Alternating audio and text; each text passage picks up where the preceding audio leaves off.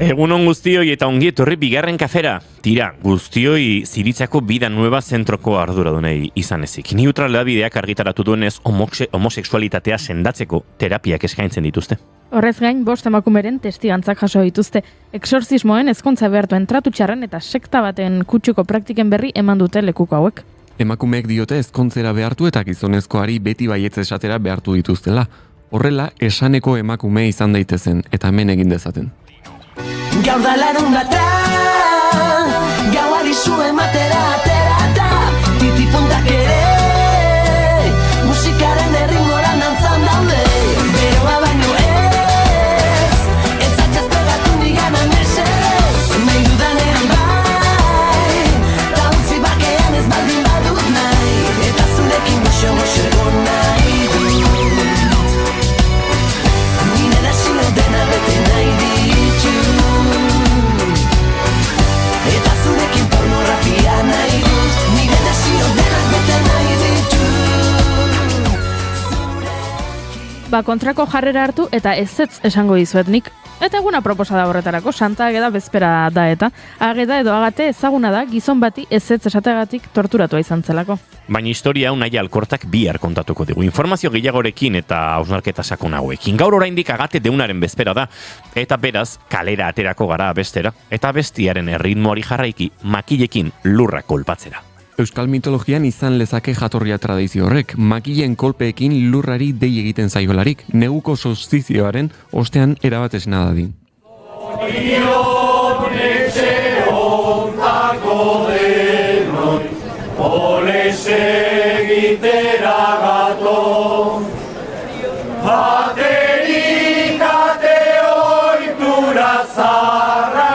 Aurten berritzeko asmo, zorion etxe ontako denoi, oles egitera gato. Ni konturatzen ari nahi, Santa Ageda atena izen guztietan, guk makilekin erritmoa beste leku batean ematen genuela. Guk ere? Beti, atierra edo lurra deitzen zaion horri, konpasaren lehenengo golpean, ez? A ber, eta hori zer da? Zuk abesten duzu? Santa Ageda bezpera degu. Ez? Bai. Eta hauek ari ziren Santa Ageda bezpera de... Ez? Bigarren lekuan ari ziren. Ez, hau horrela ez du gutziko, argitu egin behar dago. Oles egitera gato. Baterik ate oitura zarrak, aurten berritzeko asmo. Horain hasiko dira. Zorion etxe ontako denoi. Ondari dira, ez? Oles Nastu gara. Nastu gara, ez? Nik ez egin zergatik galdetu dudan. Bai, ez bere tokian. Nik horrela hor jo izan dut, ez dakiz zergatik iruditu zaidan kontrakoa. Hemen nabil ni entzuten ez diren makileak, entzuten inork entzuten ez dituen oihartzunak, ez dakit, pixkat eguna xelebrari zaite jo baten, baina tira. Badakizu zer, nik Agataren omenez, beste zentzu batean baietz esan zuen emakume bat, aipatu nahi dizu dela. Adibidez, korrika egitari baietz esan zion emakume bat, Lourdes Gabarain. Gaurko egunez jaio zen Gabarain maratoi bat amaitu zuen Euskal Herriko lehen emakume izan zen. Del jogging a la maraton liburuan idatzi zuen datua Josep Maria Antenasek. 1977 garren urtean Euskal atleta batek Lourdes Gabarainek lehen aldiz maratoi bat amaitu zuen. Hori lortzen zuen lehen emakume espainiarra izan zen. Etorri korrika uztarri indarrak ekarri korrika itzarri herri sarri larri korrika egarri karrikan elkarri korrika belarri berri jarri gorri korrika onjarri lagun bizigarri korrika gitzarri irizirri urri korrika injurri gurekin etorri korrika uztarri indarrak ekarri korrika itzarri herri sarri larri korrika egarri karrikan elkarri korrika belarri berri jarri gorri korrika onjarri lagun bizigarri korrika gitzarri irizirri urri korrika injurri gurekin etorri korrika uztarri indarrak ekarri korrika itzarri Izan ere 70ko hamarkadaren hasieran Espainiako estatuan emakumeek ezin zuten parte hartu distantzia luzeko probetan eta beraz Bordeleko maratoian eman zuen izena. Bordeleko maratoia egin ondoren Ovidokoa egin behar zuela bururatu zitzaion. Antolatzaileek esan zioten 20 kilometro egin ondoren geratu eta azterketa bat egingo ziotela ura zelako egin zezaken distantziarik luzeena. Baina 20 kilometroera iritsi eta aurrera jarraitu zuen amaitu arte. Beste hainbat lasterketetan ere parte hartu zuen, entzun ondo, behin errenterian lehenengo postuan zioan eta errepidera atera zitzaion ikusle bat. Bere titiak handiak zirela eta asko mugitzen zirela esan zion, eta Lurdesek zaplazteko bat eman zion. Ondo egina. Bai. Eiza, luzegia da zure krimenen geriza. Bizi nahi du libre zure legeen kontra, zure usten kontra.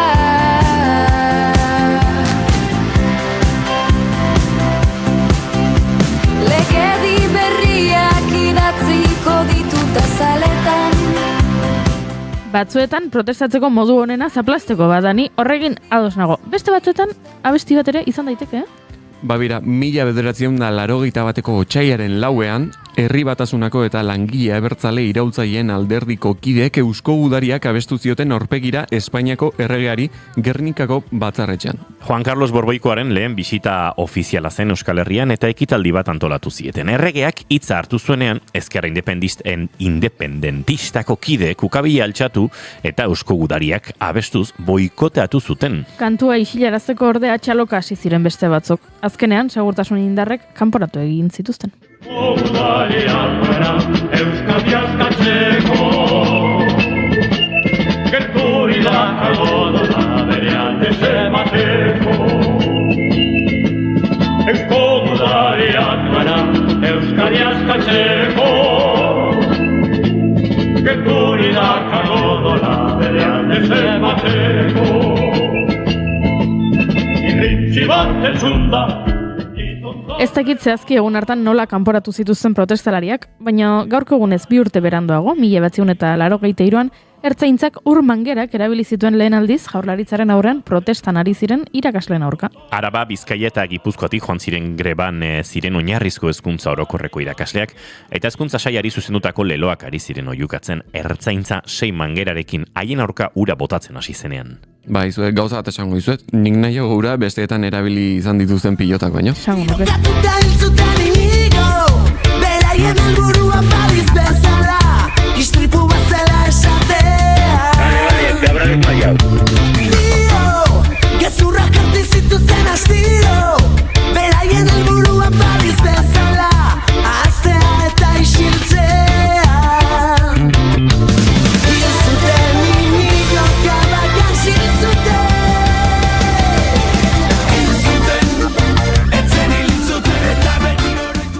Eta gaur otsailak 4 minbiziaren aurkako mundu egun ospatuko dugu. Osasunaren mundu erakundeak minbiziari buruzko nazioarteko ikerketa zentroak eta minbiziaren aurkako nazioarteko batasunak sustatuta. Gaixotasun horrek prebentzioan eta kontrolean aurrera egiteko kontzientziazioa areagotzeko eta gizartea mobilizatzeko helburua du egun berezi honek. Eustateko 2025ko 2. hiruileko datuen arabera, tumoreak Araba, Bizkaia eta Gipuzkoako heriotzen 28%-ren erantzule dira. Mundu mailan minbizien 37,8%, hau da, 18,7 milioi kasu aurre ikus zitezken. Kasu guztietatik saiestu ziteken kausa ohikoena tabakismoa zela ikusi zen. Beraz, badakizue, ez zer?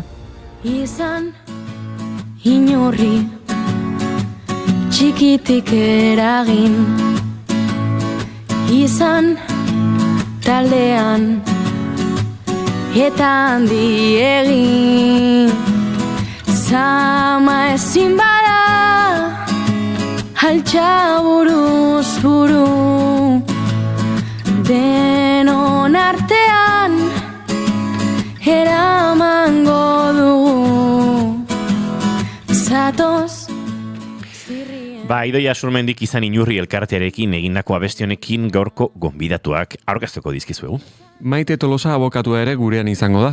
Epaiketa batek nola funtzionatzen duen azalduko digu. Eta Fisis versus Nomos proiektuko Beñat Antxustegi etorriko da, burdin gozoa eta arrabioa lana aurkeztera.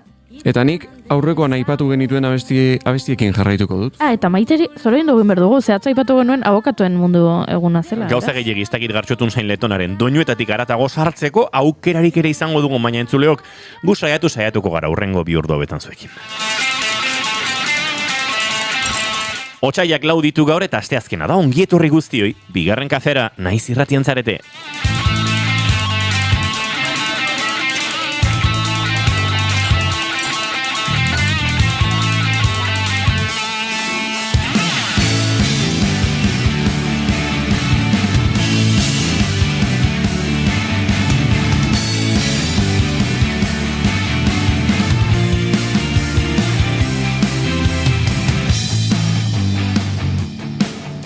Zuekin entzuleok Eneko Iturbe Otamendi, egunon? Egunon, bai. Eta zuekin entzuleok Juri Ezeiz Arandi, egunon? Egunon. Izketan ari zaizuena Iñigo Asensio Lurbide gaur bigarren kafeak 1121 garrena du, goizak 10:19 minutu izango ditu 3 segundu barru, otsaiak lau ditu eta gu 3 gara urrengo bi orduetan zuekin bat egiteko asmotan entzuleok. Ongietorri naiz irratian zarete, bigarren kafean.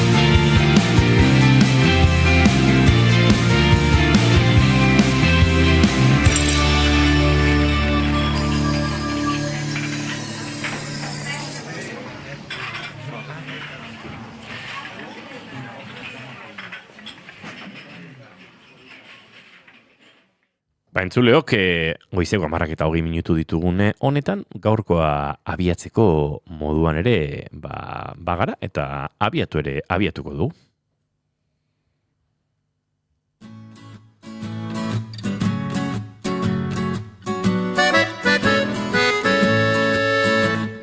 Izan inurri txikitik eragin, izan taldean eta handi egin.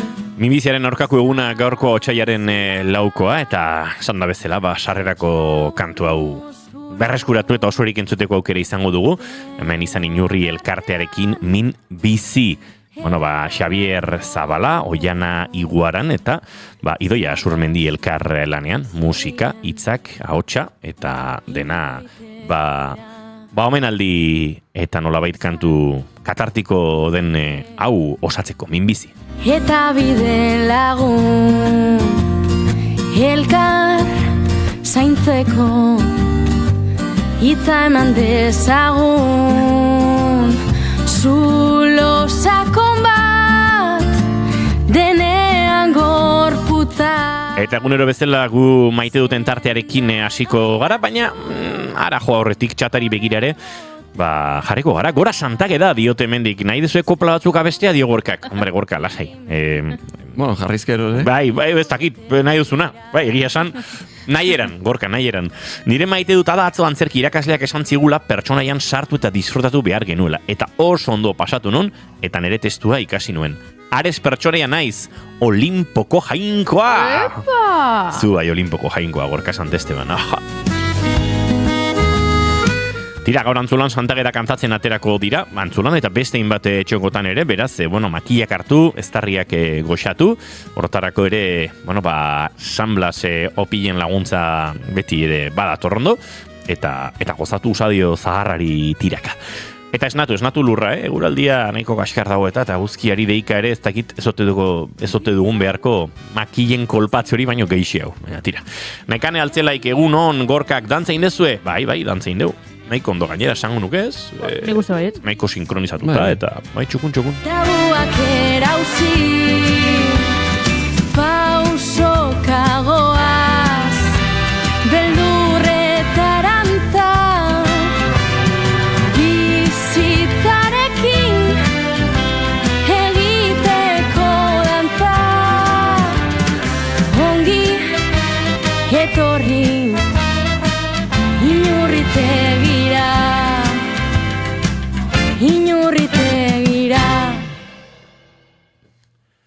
Goizeko 10:23 eta guk esan da bezala maite dutei heldu behar diegu, eta Eneko Iturbe zuri dago gizuleen maite duta. Ba, bueno, nik bi ekarri ditut gaur. Opa.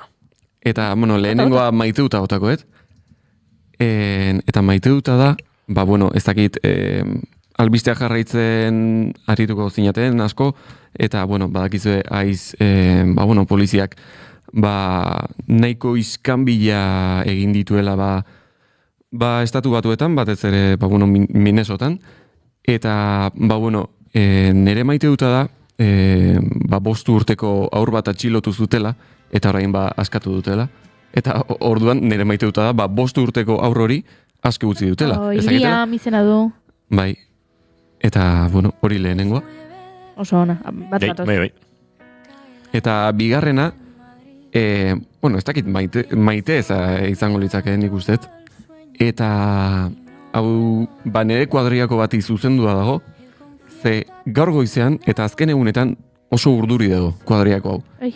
Inauteriak datozela eta karo guk noski orain arte ez teu inauteri da zitzein, ez teu mozorra pentsatu, ez teu ezer egin, eta ba kuadriako hau urduri jartzen hasi da, eta ai da taldetikan, WhatsApp taldetikan, ba, bueno, hortik hitz egiten, gero baita bakoitzari banan-bana idazten eta esaten, eta hau egiten baldin badu zegir iruditzen zizu, eta nik esaten diot, lasai, Aner, lasai, oraindikan denbora dago. Ez, nola Bai. oraindikan denbora dago. Noski, baietz. Aner izena du, ezta? Bai, Aner, zurekin bat nator, ulertzen zaitut, eta animo, ze ikusten dut, hemen zure kuadriako kide guztiak, Eneko bezalakoak badira, inauteri egunera arte ere ez duzula erabakiko zertaz mozorrotuko zareten. Lasai egi zaude, Eneko? nik pasaren urtean ala inun, egun arte denun erabaki. Baina Anerrek, proposamenak dauzka? Ez. Ez. Ez. Berak Berak dauka gogoa. Gogoa. Ilusioa. Daka gogoa eta ilusioa. Igual baina dauka proposamenak- antxitatea. Aner, zu daukazu duritasura. Zuet daukazu mozorroa. Daukazu mozorroa, daukazu duritasuna. Ez dakit, igual... Ba, igual haineko garrazoi. Bueno, ze. Oteko Claro. lasai pixkat, bai. Bai, hoi da, lasaitu egin behar da, mozorroa ez da, bueno, 2 egun lehenago ere hasi daiteke prestatzen. Asteburua da gainea, Mozorraren arabera. Mozorro batzuk prestatzeko denbora behar duzu. Nik lehenengo aldi zinauterietan, nere mozorro pertsonala eta soilik nik jantziko dudan, alegia ez da taldeko mozorro bat eta bar, daukat prest jada. Den esaten hasita, amatxo eta itatxori eskatu nien bilaketa lan bat egiteko, gero beste lagun bate engantzatu, eta haren lagun batek jostun lan batzuk egin ditzan, Donostian, baina, baizu, dokat, pixkat, inauteri ansiedadea oso baretuta, ba, ja, egun bateko jantzia badut, astelenean txarangarekin paiazuz ateratzen gara, hori ere badut, eta aste arterako, ba, horien daukat, bueno, aste betetxo pentsatzeko zer egin. Nik gauza bakarra eskatuko dizuteneko. bai, Ez mozorrotu el juego del calamar telesaiaz, bai, hori lasai. Azkatu naizia, mozorroietaz, Mesedez. Bai, lasai, hori seguro. Vale. Aizu, Zozer pentsatuko dut originala. Oso. Mo, txatean, batematek ideia bat baldin Hori da. badauka ere, proposatu ezake.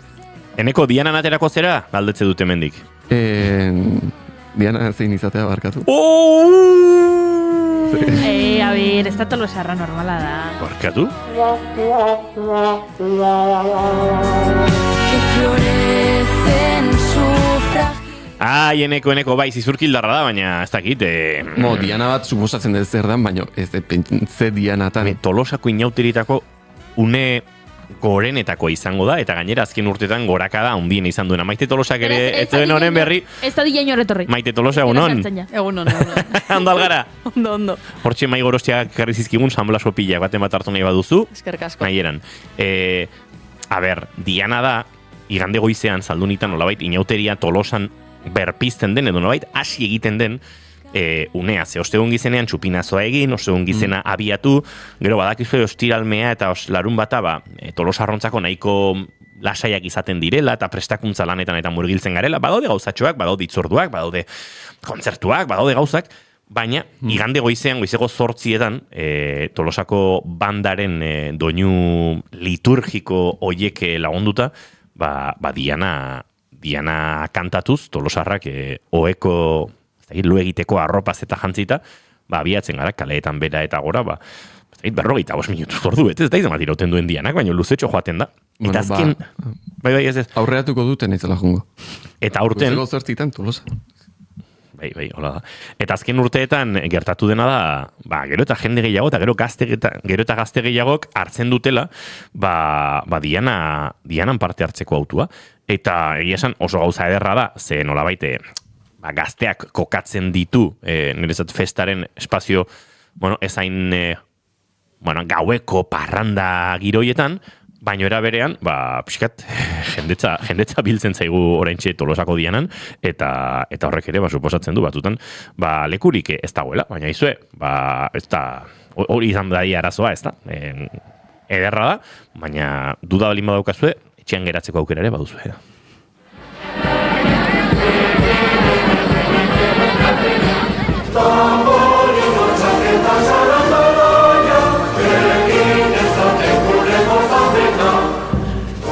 Eta Gorkak asko maite du Diana, eta etortzen da, Dianara, gero lagun batekin gosaltzera joaten da, ez dakit urteren batean gurekin ere pintxoren bat janote duen, edo hori ostegun gizen batean izan zen, baina Gorka Santestebani gustatu zaio, Gorkak hartu dio puntua Dianari. Inauteriak beti, baitu guztiz. Eta horrela biltzen gara, hortarako oraindik geratzen da pixka bat, eta kakalatzen emango dizuegu, beraz entzuleok momentuz, pakean utziko zaituztegu. Zuk disfraza prestauko zugu, Juri? Hemen txe. Bai. Zer duzu hor? Ez diaz berak utxi? Bai, gaur goizean nahitu da. Epa, ze ona? Bueno, entzuleentzat kontatuko du. Baina kontatuko zu zure disfraza?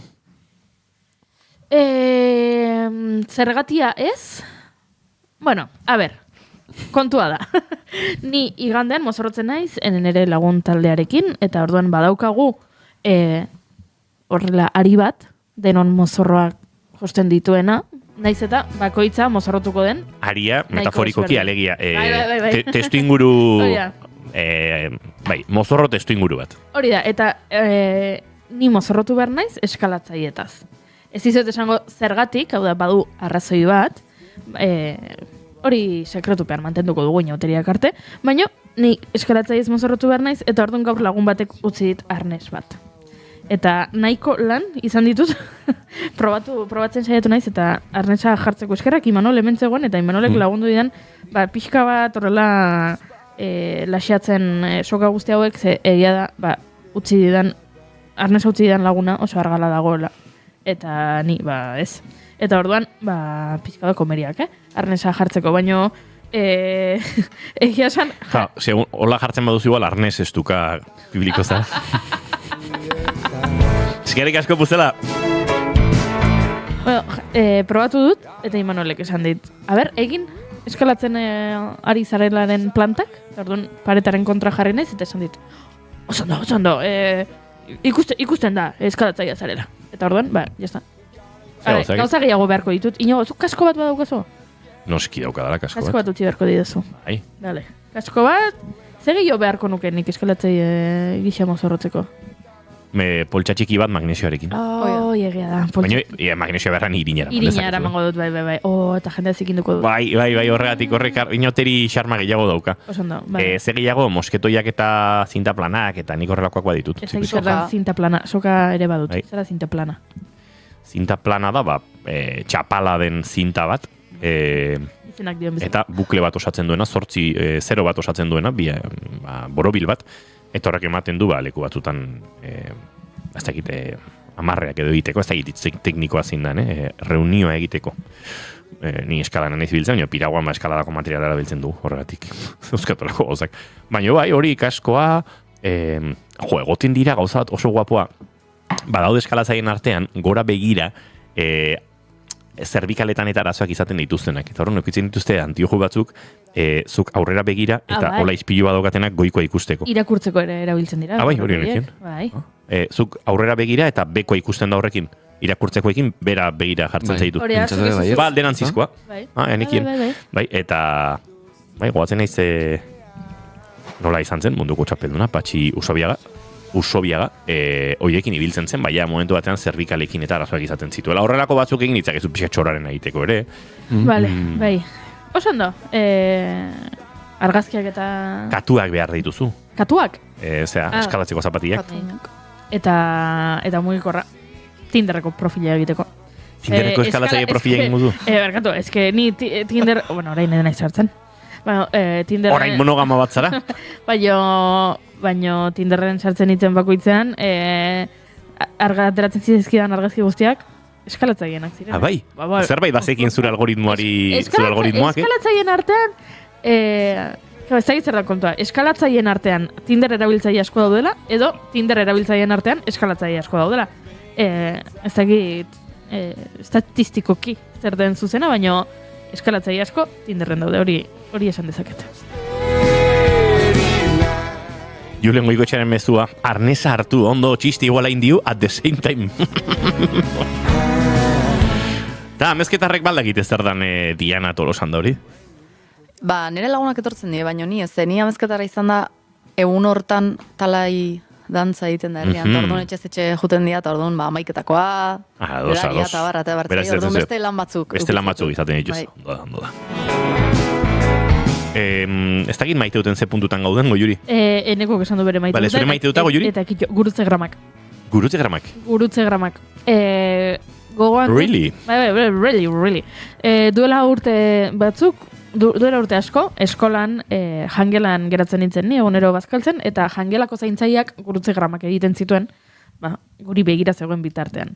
Eta nik batzutan lagundu egiten nion, lagundu ez, ni gazte nintzen, eta agertzen zenean hor, ez dakit, arsenik, ez nekin nik zesan behar nuen. Baina, hor deskurritu nuen, interesgarria egiten zitzaizkidala. Eta gero urte luzez aztuta eduki ditut, eta guen dela gutxi deskurritu dut berriro, eta divertigarriak eruditzen zaizkit, eta hori zehar ere baite dut, gurutze gramak. Nigo gogoratzen naiz baita, gure unibertsitateko laguntaldean, euki genuen lehenengo mailan gendenen, ez dakitze obsesio gurutze gramekin baita, eta sudokuekin, biekin. Eta, bai, niri ere gustatzea izkitu, orain, naiz gurutze gramak egiten ibiltzen, baina, bai. Bai. Zein jo, ez jarri urpegi hori. Ez, baina duela urte asko ezagutzen dugu elkar. Bai. Urte batzuk. Bai. 6 urte izango dira. Bueno, nik lehenagotik ezagutzen. Bai, nik zuere bai, baina lehenengo aldiz hitz egin genuela orain dela 6 urte izan zen. Bueno, ez? Baliteke. Bien. Karo, horren aurretik gaizki erortzen nintzaizun. Oso gaizki. Horregatik, entzuleak jakin behar du. Goiuri gorroto ninduen, baina nirekin hitz egin gabe, baina gorroto ninduen. Nik ikusten ditu nire lagunak joaten ziren inogorekin hitz egitea, eta... Nik bere kuadria guztiarekin harremanan neukan, baina Goiuri, zan rarita bat. Beti momentu hortan, beti komunea jun behar nun, edo aize hartzea, edo zerbait, zenik zaten oi, pertsona hau. Oain laguna garaia. Bueno, lagunak edo. Bueno, eta ze esan nahi duzu.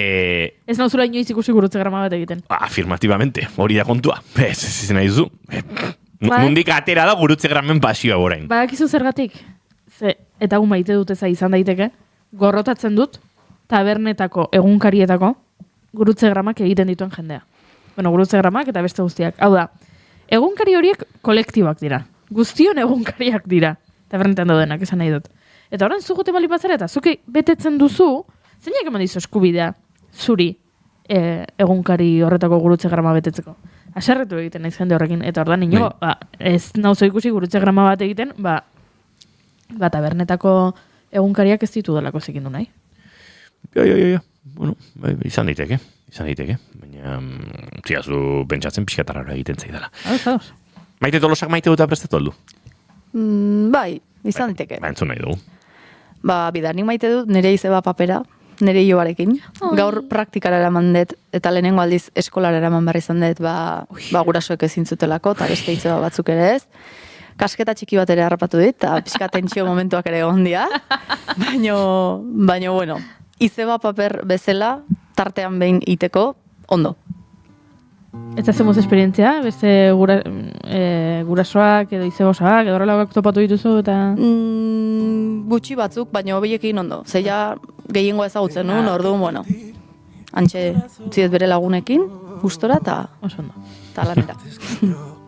Otros se fueron. Ez dakit, Julenek izan duen, inoteri batzutan deitu ziekean zaharra maitek, astea suarran. Egia da, ez du aztuko, Hoi ja preskribatu da, Julen. Ja estamos, hemen, abokatuak ja badauzka, bere erraminta legalak nahi duena egiteko. Han Markel iloba, dio Julenek. Bai, Han Markel iloba. Ba, nik nire maituta kontatuko dizuet, hain justu Ismael Serrano eta Mercedes Sosaren Zamba del Emigrante hau kantatzen du entzuten ari garen honetan. Bueno, maite dut luzea da, edo adar batzu dituena, baina, bueno, aiz edo estatuaturako gorpu fronterizo, antimigratorio eta giza eskubideen aurkako hauek hain modan ditugun honetan ari gara ikusten, ez? Emigrante batek estatu batuetan bizitzeagatik eta askotan estatu batuar izateagatik bizi duena, ez? Eta hau ez da berria, baina bai da desberdina eta bai da inoiz baino bortitzagoa. Baina kontua da horren aurretik bide bat dagoela eta joan den urtean abendua eta urtarrilean ni Amerika Latinan ibili nintzen horren inguruko dokumental bat grabatzen, ondo bidean udaberri honetan estrenatuko duguna. Eta egunotan dokumental hori amaitzeko lanetan gabiltza, Imanol González Gurrutxaga hor dabile muntaia lanean erabate murgilduta eta gaur goizean goiz esnatu eta azken ez da gizan bat bisionatu gehiago ingo dizkio da, baina, bisionatu oso bat egin dut eta lehen aldiz sentitu dut gutxi gora bera dokumentala kontrolpean zegoela. Dagoeneko daukaguna hor dagoela eta gauza batzuk timing aldetik, iraupen aldetik murriztu beharko badizkiogu ere, pixka zentzu hartzen zuela. Eta egun hauetan dokumentalak berak gogorazei dizkit, bidean topatu ditudan migrante asko, eta horietako batzuekin, zoritxarrez, askok euren telefonoa eta euren nortasuna eta bidetik asko galtzen dute eta gerora zai izaten da beraiekin berriz ere harremanetan jartzea, ze askok eskatzen dizute zure telefonoa, zure WhatsAppa idazten dizute, baina gero denboraren poderioz behin konturatzen zara komunikazio horieten egin dela eta telefon hori beste norbaitena dela bapatean, ez? Baina batzuekin harremana mantentzeko aukera izaten dut eta batzuk eskatuta daude, estatu batuetan egonik eta irregular, oraindik dokumentazio edo euren paperak erregularizatu gabe eta esperantza gutxirekin eta pixkat etxita, beste batzuk erdipozik, Guatemalan baitu zituztelako eta azkenean Mexikon gelditzea erabaki zutelako eta gauzak dauden bezala desente hobetu daudelako Mexikon estatu batuetan baino. Beste batzuk pozik Kostarrikara iritsi orduko etxera bueltan bidali zituztelako eta ikusita beste hainbat senide lagun edo zagunek ze bide egin bar izan duten Amerika Latina guztia zeharkatzeko estatu batuetara iristeko Kolombian eta zeuden tokian azkenean ondo zeudela erabaki zutelako. Migrantearen bideak eta migrantearen pultsoak eta pultsioak eta motivazioak asko dira. Ulises sindromea ere oso nabarmena, uste dut migrazio mugimendu guztietan eta noski jomuga estatu batuak trampiano eta giza eskubideen aurkako hau duen bat duzunean itaka ez da inoiz iristen, baina pozartzen dut beraietako batzuekin behintzat harreman hori mantendu eta batzuk behintzat ondo daudela jakite horretan eta egun nahasi hauetan eta gauza bekain beste kolpatzen diguten honetan pake pixka bat hartzen dut behintzat aierako batzuekin hizketan eta harremanetan eta hori da gaurko nere maite duta eta bestalde denbora luzez lanean daramagun proiektu hori pixkanaka bere helmugara ere heltzen ikusten ari naizela. Agurtu horretik maite duten tarteak, Goiuri, esparadrapoa behatzetan dio hemen indiok errekorire behar duzu. Eskerrik asko. Entzuleo, goizeko 10 eta 51 minutu, Maite Tolosarekin hariko gara hurrengo minutuetan.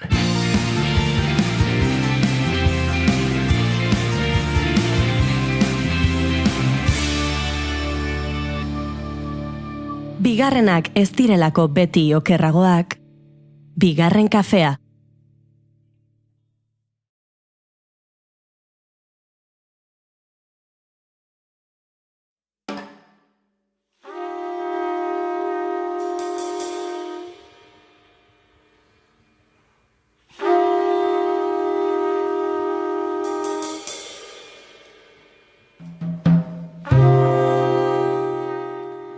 Ikerketa baten emaitza esango dizuet, ondorio bate esango dizuet, ea zer iruditzen zaizuen.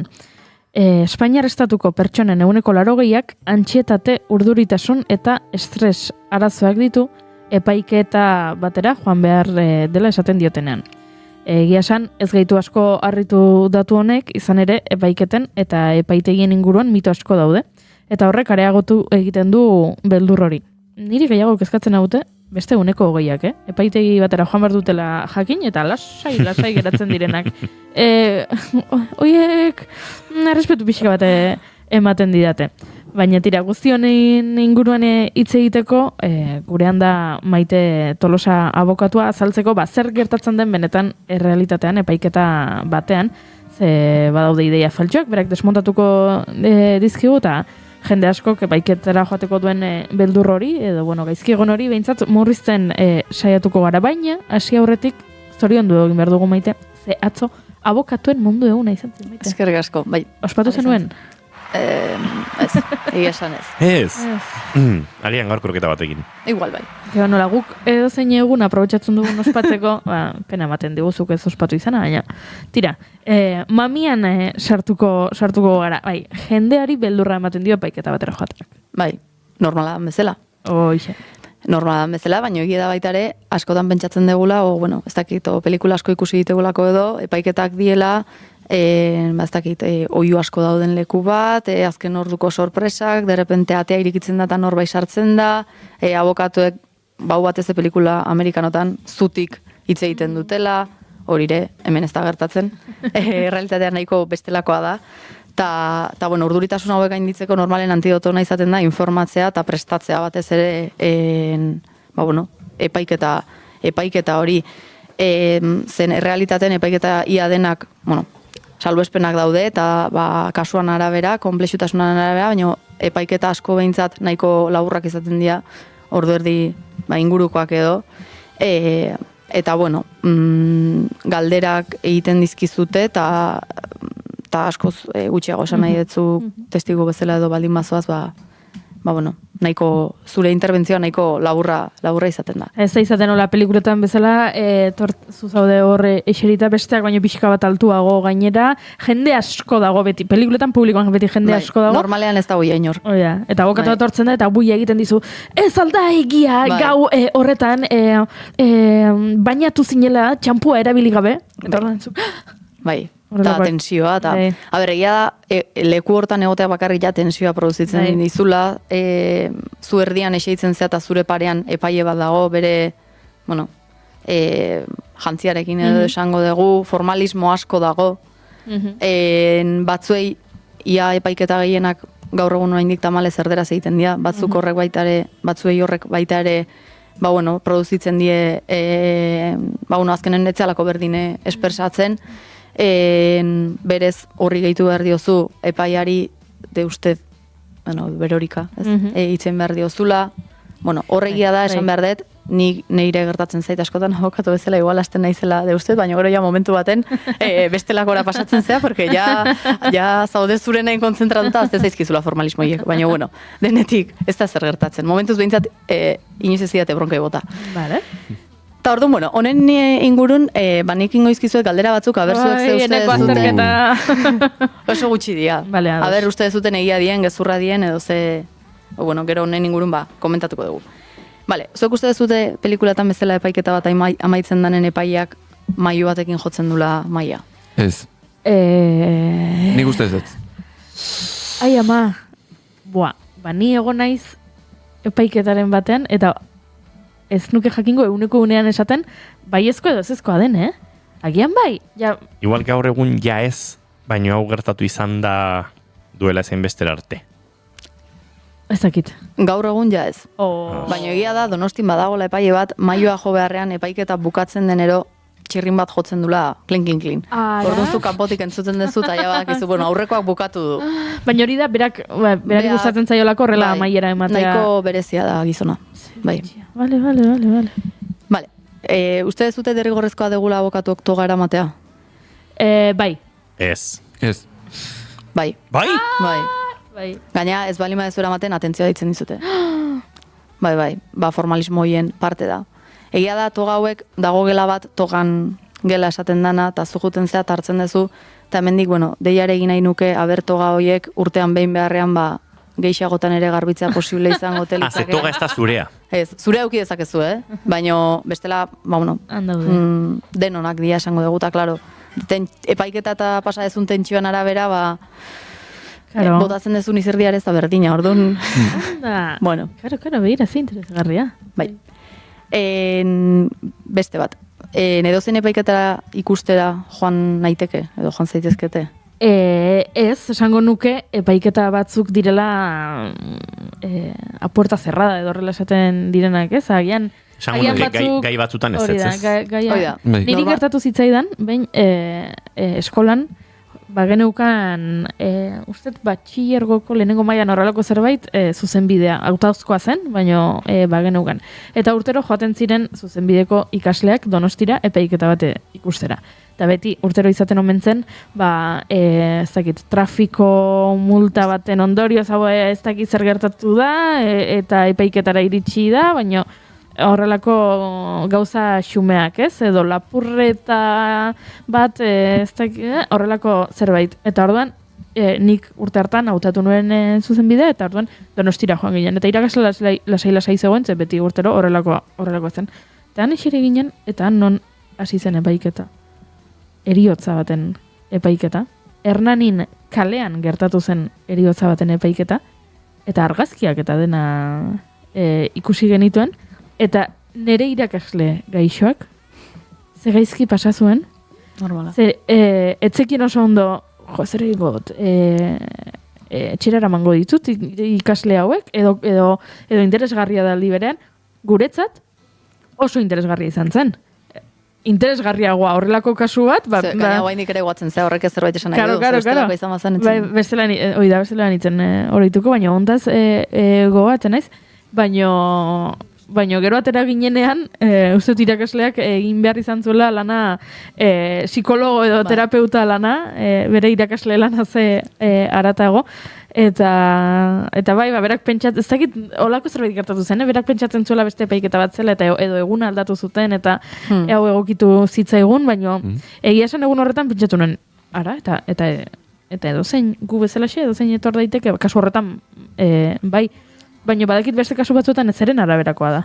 Normalen adin txikikok baldin badaude tarten edo familiako, kustodia kasu komplikaturen bat edo tartean violentzia edo baldin badago, normalean adin txikiko hiek besteko ez dizute uzten sartzen. Normalean adin txikikoekin lotuta edo diputazioa baita ere tartetik sartzen baldin bada adin txikiko hien inguruan zerbait erabakitzeko, intimitatea babesteko baita, normalean ez dute sartzen uzten, baino gainontzean beste ia denetan. Oso mediatikoa denean agian baita ere, famatu baten... Bai, eta hor baita ere gertatzen dena da, adibidez, periodistak sartzeko baita ere akreditazioa behar izaten dute, ezin da edozein sartu. Bai. Egoten ez, interes publikoaren gai hori. Hori da. Eta horrek ere horrearen zuzenbidean ere badauka bere, espazioa edo, ez? Interes publikokoa baldin bada horren inguruko informazioa emateak, eta... Bai, hori da. Bai, hori batez ere gertatzen da, mediatikoak izan dien eriotza kasutan. Bai. Bale, galdera gehiago dauzkazu, azterketa... Bai, azkena. Ja bukatzea joa. Venga. Iristen bali mazaizu etxera karta bat esaten epaiketa bateko epaimaikide izan behar dezula edo jurado popular bezala izen ez ezagutzen dana, derrigortuta zaude jutera. Bai. Ui.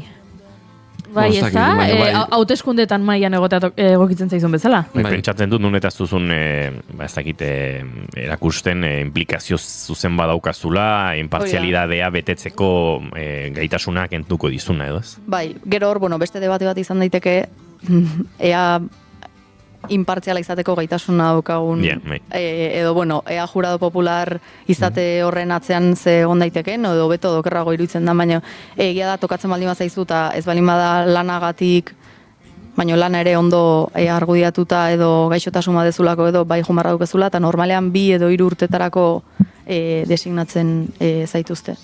Ze jurado popularrak normalen ebazten duna die kasu mediatikok. Eta 2 edo 3 urtetan zuk baja eskubidea duzu edo excedentzia moduko bat? Ez. Esan nahi, 3 urte horien barruan tokatu diezazuke epaiketa bat, irauten dezakena hilabete bat, baina ez du 3 urterako zure lan hausten, ez. Ordaintzen dizue jurado popularizateagatik? Ui. Ba, galdera ona. Beste baterako. Urrengorako behiratuko ez. Oso ondo, haizu baina hasi da galderak egiten, eta nik ere galderak egingo izkizut beraz azterketari buelta emango digu, orain egingo dizu zuri. Omelet flip. Hori da, egia da dena epaiketa egunean erabakitzen dela? Nere ustez ez. Egia da epaiketa baino lehen tramite eta idatzi asko aurkezten diela, baizan hasteko demanda edo salaketa bat, eta garrantzitsuagoa izaten da horrekin batera aurkezten ditezun frogak, edo baitare ze testigo proposatzen ditezun horrekin batera.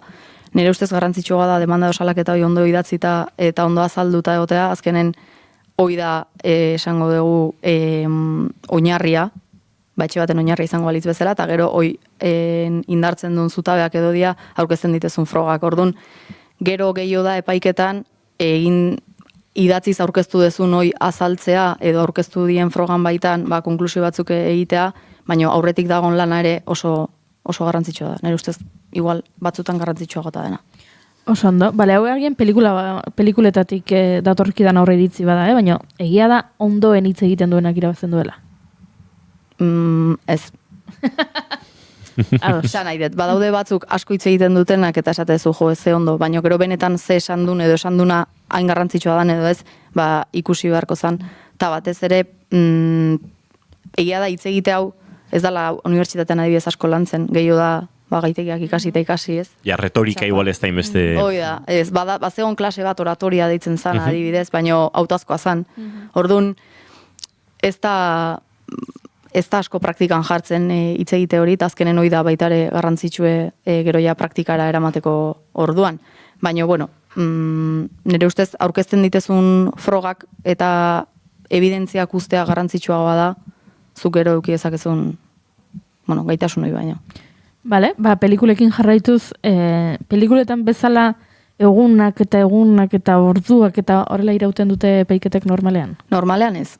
Hoi gehiago izaten da, lehen esan duguna, balimadie kasu mediatikok, proba asko daudenak, perito asko daudenak, jende asko pasa behar dunak, orduan bai. Baina bestela normalen goiz baten egiten da, beste gauza bada, ia inoiz ez diela orduan juten. Beti berandu. Beti berandu, eta berandu ez ordu erdi berandu, baizik. Gehiago. Orduan, noiz baita epaiketa batera ditzen bazaituzte, más o menos goiz oso bat galduko dezula, ze puntualidadea ez da beraien fuertea. Gutxi gora bera, gehiken 2 ordu egin bertzaiola, ez? Bai.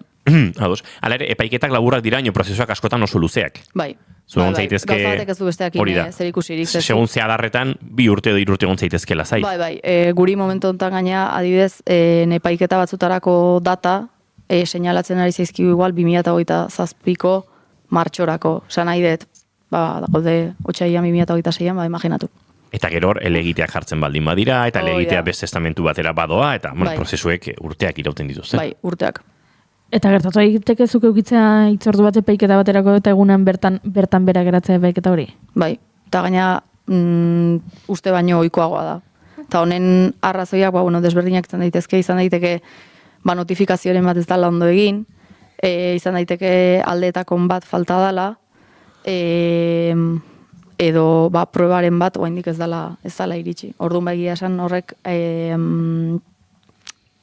faena pixkate egiten dizu. Niri behin egokitu zitzaidan lekuko gisa joatea, enpresa haundi baten aurkako salaketa batzen, langile batek jarritakoa, zer ikusia zeukan autonomo faltsu izaterekin, eta nik enpresa horretan lana egiten nuen, ez autonomo gisa, baina deitu ninduten, lekuko bezala azaltzeko dinamikak eta zein ziren, ez? Pixka bat langileak nahizuelako erakutsi, benetan autonomo faltsuak ez direla autonomak langile bezala tratatzen zituztela. Eta han nengoen, eta han pasan nuen goiza, eta azkenean ez ninduten deitu. Hoi posible da? Hor zer gertatu zen? Segurazki aurkeztu zutenen demanda edo erantzuna, zu proposatuko zintuzten testigo bezala, eta horregatik zitatu zintuzten egun hortarako, baina gero momentuan bertan, berriz ere eskatzen duzu. Orduan, momentu hortan igual ez zuten ikusi beharrezko. Suposatzen dut hori izango zala. Izango zuten neskau, honek ze kontatu Urduri zeunden? berdin. Urduri jarri nintzen bai. Ez nengoen urduri aurretik, badakizun noiz jarri nintzen urduri, deitu zidaten abokatu bulegotik, salaketa jarri zuen lankidaren abokatuak, aurretik azaltzeko, haizu, zu lekuko gisa, eraman nahi zaitugu, kontatu idazu neri pixka batzuk, zure jarduna zertzen, edo zer, eta abokatu bulego horretan, orduan jarri nintzen urduri. Gero egia da, nola, ja nahi berak azaldu zidan, ziurrenik galdetuko dizute hau eta hau, edo hau eta beste, horrela joango da, epaiketa, gero, antxe epaitegian ez nintzen hain urduri jarri. Gero ez garrantzitsua abokatuen lana. Bale, beste galdera bat. Lehen esan dugu, gurtuna iristen bazaizu, parte hartu behar duzula, baina deklaratzeari, zuk uko egin diezaiokezu? Ikertu gisa edo bai daukezu ez deklaratzeko eskubidea. Ia da askotan ez deklaratze hori zerbait negatibo bezala edo ikus daitekela, eta beste batzutan aldiz estrategia baten partera izan daiteke. Hau da, zuk hasiera batean erabakitzea ez deklaratzea, eta behin ja lekuko guztiak edo proba guztiak praktikatu eta gero, eta ja, esango dugu dena mai gainen da honen, ordun deklaratzea, estrategia moduan, bai izan daiteke. Aldiz, lekuko bezala baldin bazoaz, bai edo bai deklaratzeko bete beharra daukazu, eta gaina egia esateko ere bai. Ze gezurra esatea delitu izan daiteke.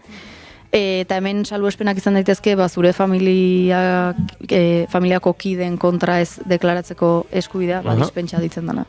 Dispentsa hori da, ikusten nuen telesail batean, deitu zedon bikote bat, mutil bat eta neska bat. Eta mutilaren aurkako epaiketa bat zegoen, eta neska deitu behar zuten deklaratzera. Eta orduan, ez deklaratzeko epaiketaren egunean, ezkondu egiten ziren goizean. Eta horrela,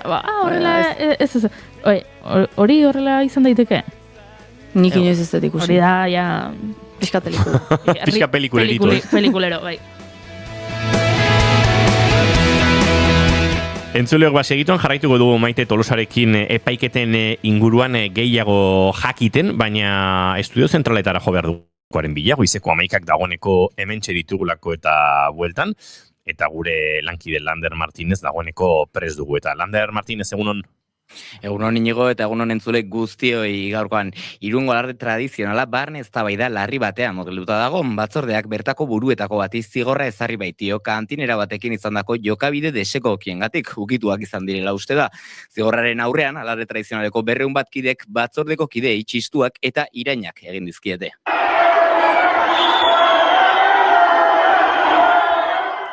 Alarde tradizionalari lotutako 200 pertsona inguruk alardearen batzordeak hartutako erabakiaren aurrean errefusa adierazi dute astelen honetan. Batzordeak alardeko buruetako bati zigorra ezarri dio kantinera batek barne salaketa jarri ostean. Gazteak jokabide desegokiak hain zuzen ukituak jasan zituela salatu zuen iturriek adierazi dutenez. Eta emakumeak adierazi du presio asko jasaten ari dela epaitegietan salaketa ez jartzeko. Gaztearen testigantza horren ondorioz, astelenen egindako bilera batean alardearen batzordeak agintari hori zigortzea erabaki zuen. Horrek kargua betzea dakar eta litekena da datozen 2 urteetan desfilatzea galaraztea. Alarde tradizionaleko 200 pertsonak ez dute batzordearen erabakia onartu eta batzordearen bilera aurrean bildu ziren astelenean hori itxistu egin eta iraintzeko. Besteak beste, oihuka batzordearen dimisioa eskatu dute. Bestalde, langabeziak gora egin du urtarrilean Hego Euskal Herrian. Urtarrilean, Araban, Bizkaian eta Gipuzkoan erregistratutako langabeen kopurua 108.140 pertsonakoa izan da. Abenduan baino 706 langabe gehiago. Hileko igoera hori gora bera, Euskal Autonomia Erkidegoko langabeziaren urte arteko bilakaerak positiboa izaten jarraitzen du. Izan ere, 2025ko urtarrilearekin alderatuta langabeen kopurua 1.221 pertsonatan murriztu da, 1,1,12ko jaitsiera izanik. Alfonso Gurpegi, enplegu sailburu ordea Euskal Autonomia Erkidegoan.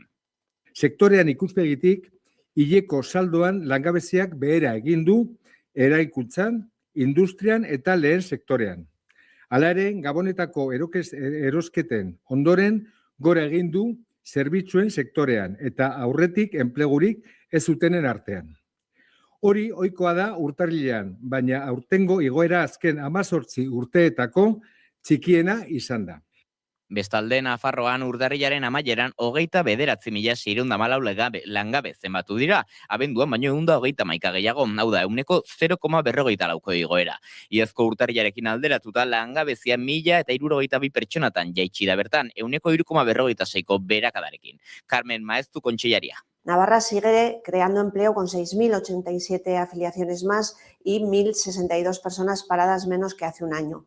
Enero es un mes en el que siempre sube el paro y suele bajar la afiliación. No obstante, estamos ante la subida del paro y caída de la afiliación más bajas de un mes de enero de toda la serie histórica.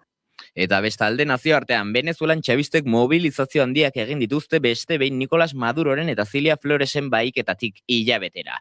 Berehala Venezuelara itzultzeko eskatzeaz gain Venezuelako alderdi sozialista batuak hilabete osoan mobilizazioak mantentzea erabaki du Delcy Rodríguez presidentea babesteko. Vladimir Padrino defentsa ministroak esan du armada oraindik zauriturik dagoela eta Delcyk martxan jarritako politikak babesten dituela.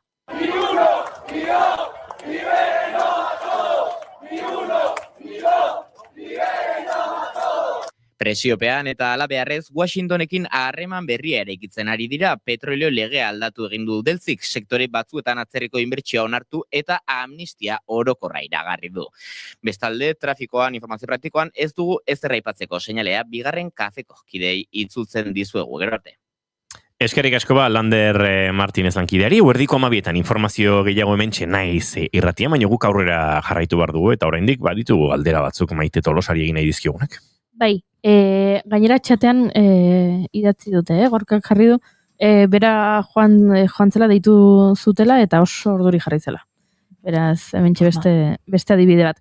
Botazait? Nik behin, barkatuet, deitu ziaten, bueno, zera, kasu penal batean edo lekuko bezala deklaratzera, eta oso ordurako kasua edo salaketak enduta zegoela, baina ofizioz edo ari zireloarenik ikerketa hori, bueno, nola baitez amaitzen edo ez. Eta ez da gizan defentsaren abokatua, kasu honetan, nirekin sartu, bueno, ni deklaratzen ari nintzela antzegoena eta galderak egiten ari zena, hori izan daiteke. Eta gogoan dut, galdera bera, ja, laugarren edo bosgarren aldiz egin zidala, eta nik egia esan diskurso oso egiazko eta zituetan normala naukan, enuen hitzak egin neurtu beharrik, eta egia esan, bueno, kazetari gara, hitzak neurtzeak ere ez dite arazoa ondirik suposatzen, eta gauzak nahiko garbi nuzkan, eta horrelako batean epaileak nahiko modu txarrean gainera esan zion abokatuari, ea isilduko zan ja galdera berbera bosgarren aldiz egin zuela. Eta pixkat ez da parragura mantzidan, ze bizontan nahiko momentu xeleura, ez egon, pixkat, nola esan, pixkat sobreaktuatzen bezala, ez? Abokatua bere paperean pixkat flipatzen hariko bazan bezala. Eta epaileak, esan zion, a ber, pixkat relajan poku. Baita egia da, epaiek askore ez dutela uzten gehiegi, ja bosgarren aldin, esan gozun, a ber, seguramente abokatuak zehuze atera nahizun hortik. Bai, aztimarratu nahizun esaldiren bat. Bai, bere defentsan baitan zehuze izango zan, baino, ni pres negoen gainera egia esateko, baina galdetzerakoan ere, niri ez zidan eukerarik ematen diskurso berri bat eratzeko. Ja, beti modu berri. Zu galdetzen badiazu, ez dakit zer nahi duzun, baina galdetzen ari zarenaren erantzuna. Igual galdetzeko modu aldatu beharko zunez, hoi lortzeko. Hori da, edo bai, beste noraitera eramateko ni, edo. Ez dakit, baina bai, interesgarria egin zitzaidan ikuspegi komunikatibo batetik ere, ez garrantzia duen batzutan hizkuntzaren erabilerak, edo jakiteak bilatu nahi duzun, hori nola bilatu, ez? Bai. Piskat guk entrevistat. Edo ezko galderan egiten dezun. Hori da. Besteria behor, zerbait aportatzearen hemen. Eta botatzera, bota dezaken norbait epaiketa batean. Bai, bai. Baina nahiko zorrotzak die, etzaile gustatzen eskuekin adibidez mugimendu gehiago egitea, edo aurpegi txarra jartzea, edo asperen asko egitea, noski gaizki hitz egitea. O batzuk igual joten dira, eta modu txarrean eserita, formalismo asko dago, gehiagi askotan. Gaina gu behin ikasle moduan ikustera jonginenean goatzen naiz deklaratu hartzuna akusatu edo investigatu azana garai hartan nahiko jarrera txarra zeuken eta epaiari izan hitz egiten, ez dakit. nahiko modu ez honean esango dugu, eta esan zion, berriz ere, olako zerbait esan den baldin bazion, kalera, seguridadeko deituko ziela eta kalera bialiko zula, orduan. Pazientzia badaukate, baino, batzuk beste baino gehiago. Eta beste gutxiago, klaro. Eta gehiegi hitz egiteagatik, hau akatxo bat izan daiteke? Bai, igual inigon kasun hitzak neurtzea nahiko erresa edo egin zitzaio, baino beste batzui denetik dago, edo bi estremo daude, batzui urduritasunak eragiten die gutxi hitz egitea eta monosilauekin erantzutea, eta igual behar dezu pixkat gehiago garatzea esaten, erantzunak gehiago garatzea, eta beste batzuk aldiz, galdetzen diotenaz kanpore kontatzen hasten dira. Orduan, klaro, zenbat eta gehiago hitz egiten dezun, hanka sartzeko aukera gehiago dago, orduan, hor gabiltz. Bados. Galduko ditut errentak, baina... Bueno, eta hemen, ze jendeak ziur apustuak egiten dituela, egia da batzuetan epaiketa irabazita dagoela epaiketa berasi baino lehen. Zuk idea bat euki dezakezu, aurkeztu dezunan baitan, baina guk adibidez inoiz ez dugu aseguratzen, bai edo ze azken naitza beti epaiak dauka eta sorpresak ere egon daitezke, baina egia da zuk aurkeztu dezun hori txukun baldin badago eta esaten dezuna indartzen duten frogak baldin badaude, lan asko eginda daukezula. Eta gero, egunean bertan, horren inguruan, hitz egitea edo sakontzea gehiago izango litzake, baina oinarri honak baldin badauzkazu, asko eginda daukazu.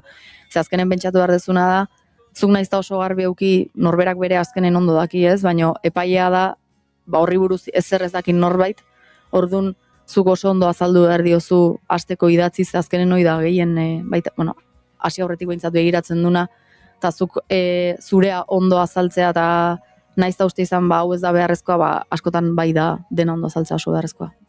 Ni hemen batzuetan liatu egiten naiz, peiketa batean zeinek parte hartzen duen, ez? Igual telebistan entzuten dudanan, gero fiskaltza, gero abokatuak, lekukoak, prokuradorea, ez dakit zertan prokuradore bat, esplikatuko jazu. Prozesua arabera baitare sujeto desberdinak egon daitezke, baina adibidez denetan dago epaile bat, dala sesioak gidatzen duna nolabait eta azken erabakia beak hartzen du, galderak ere egiten ditu beak askotan, gero daude abokatuak, beti ez dira beharrezkoak prozesuan arabera, baina daudenean behintzat bi aldeen interesak defendatzez arduratzen dira, prokuradoreak hauek ere ez daude beti, baina gehienean bai, eta hauek dira gehiago, abokatuek esango dugu idatziak prestatzen ditugula eta beraiek aurkezteaz arduratzen dira. Bizkat epaitegia eta abokatua eta parteen artean dokumentuak aurkeztu eta notifikazioak jakinarazi eta bitarteko lan hori nola baita egiten duna. Alako katebegi burokratikoa bezala. Bai. Gero daude lekukoak eta peritoak, lekukoak dira pertsona normalak esango dugu, eta peritoak dira gai jakin batzuetan adituak dien profesionalak, askotan noski abokatuak denataz ezin dugu jakin, eta askotan behar die profesionalak gai jakin baten inguruan, horri buruz beste ikuspegi tekniko batetik zure diskursoa edo apoiatzen dutenak esango dugu. Eta gero azkenik dago ministeritza fiskala, hau ere ez dago beti, baina batez ere bere lana izaten da, gizartean ordena eta justizia mantentzeaz edo egiteaz arduratzen dana. Eta normalean ministeritza fiskalak esaten dunari epaia kaso asko egiten dio, orduan hobe da zure alde egotea. Bai. Ondo, bale? Uste dut gauza gehienak argitu ditugula. Azken galdera bat, epaiketaren ostean zer gertatzen da? Pelikuletan askotan gertatzen denan kontrako da esan nahi, zu momentuan bertan etzeateatzen ja epai batekin kanpora, euki ezakezu uste edo bat ze gertatu daiteken, baina momentuan bertan ez dizute ematen epaia edo maitza, baizik normalean 2-3 aste tardatzen ditu edo behar izaten ditu epaiak sententzia hori idazten, noski konplexutasunan arabera, ze beste batzutan hilabeteak ere behar izaten dituzte, depende zenbat lekuko eta froga eraman dien, baina normalean 2 aste eta gero komentatu dugun bezala epai horiek errekurritu daitezke, bai alde batek zein besteak ez balin badia ados gelditu eta orduan askotan horrek baita egiten du prozesuak luzatzea. Eta epe bat badago, esan duzu batzutan luzatu daitekela, ez? Epaia iristeko, legalki badago, ezagit, 6 hilabeteren buruan, bai ala bai erantzuna jaso behar duzu edo horrelakorik. Batzutan esaten da epea, sententziaterako dela, kasu konkretu batzutan gehienez 10 eguneko epea, baina gero errealitaten ez da betetzen. Bueno, orduan gure entzulei zer esan behar diogu, epaiketaren batera deitzen bazaituzte, lasai egoteko, hori da mezua, edo ondo prestatzeko. Informatzeko, zu bere garaian juntzinan bezala abokatuaren gana, jakitea zer dan, nola izango dan, zeinek galdetuko izun, nun eseri beharko dezun, galderak zehaz mehatz ezin dia jakin zeintzuk izango dira, baina kasuan arabera gutxi gora bera jakin dezakezu ze galdetuko dioten, orduan galderak balin bakizkizu, ez dezu buruz ikasiko, baina gutxi gora bera sorpresatarako tartegi egirez da egongo, orduan alik eta lasaien hartzen saiatzea urduritasunan barrun, zen normala da urduritasun horiek egotea, baina tramite bat bezala ikustea, eta beste batzuk aukera bezala ere bai, esateko daukazuna, esateko. Zuek abokatuaken prestakuntza horiek egiten dituzue, tokatzen zaizue jendea hurbiltzea izu, hau deklaratu behar dut eta nahi dut. Bai, gaina baitare gertatzea igual batzutan abokatua da beharrezko, baina jendeak nahi du baitare abokatuarekin lasaitasuna edo segurtasuna ematen diotelako, eta bai guk behintzat ematen diogu garrantzia aurretik prestatze horri. Gutxi gora bera ze galdetuko dioten esatea baitare, oze izan daiteken garrantzitsua, kasuan arabera beak zer dan garrantzitsua esatea eta garbi uztea. Ez hitz egiteagatik hitz egitea, baizik puntu batzuk garbi eukitzea horrek lagundu dizaiokelako. Bestaldeko abokatuak galdera ez egokirik egingo balio, egokitzen da pelikuletan bezala protesto, esatea? Bai, egokitzen da. Uste bali madezu gehiegi ari dela luzatzen. Egia da askotan baita ere, zuk esan baino lehen nahiko obioa edo baldin bada pasatzen ari dela epaiak berak ere mozten dio. Baina beste batzutan zuritokatzen zaizu. Bai, lan hori egitea. Entzuleok badakizue egokitzen bazaizue epaiketa batean aritzea, izan, enkausatu bezala, izan kuko bezala, prestakuntza lan horiek egiteak emango dizuela saitasun bat, eta ema abokatuakek, Maite Tolosak, eta bere lankideek ere, gidatuko zaituzte prozesu horietan, uste baino garrantzitsua izan daiteken pake edo lasaitasun horren bila. Maite Tolosa, plazar bat izan da, gaur ere ikasi dugu, zertxo bait bizitzan, eta etorreko zaigu ondo bat ematen. Segurait. Eskerrik asko. Eskerrik asko. Onazten da baino lehenago txarra. Adio atzo. Eta hemen gabiltza izea garizumako entzuten Ruper Ordorikarekin, baina entzuleok segituan gurean izango dugu Beñat Antxustegi, eta Fisis versus Nomosen lan berrian murgilduko gara elkarrizketa akustikoan. Aguzarrekin elkartzen naiz bertan.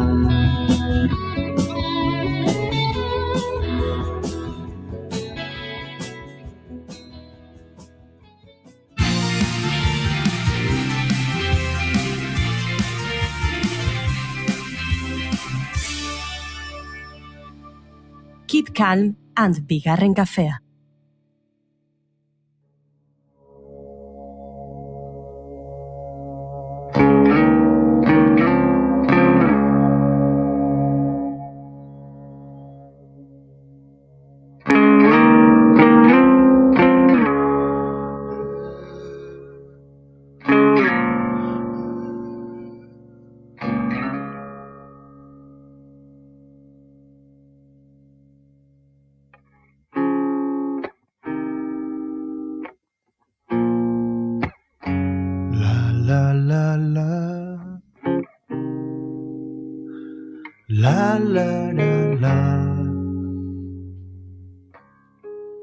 Buruan ditut irudiak, usainak eta soinuak.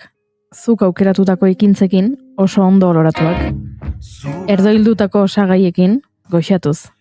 Baina ez dut asmatzen, metaforak osatzen. Beraz, daukadan oberena ezin bada kontatu, zer garrantzi du kantu bat egiteak? Zertarako hortan denbora galdu? Zugabe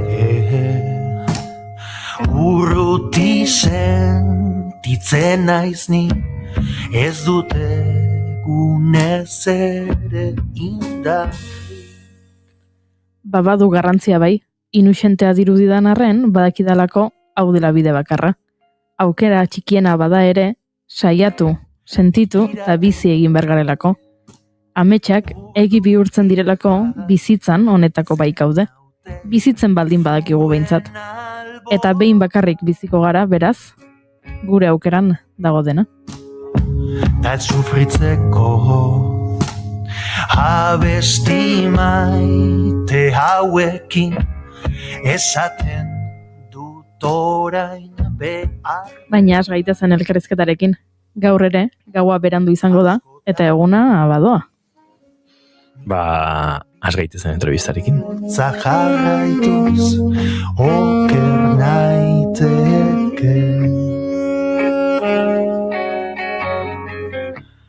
ta ondoren ez dago ziurtasunik musurik emango didazunik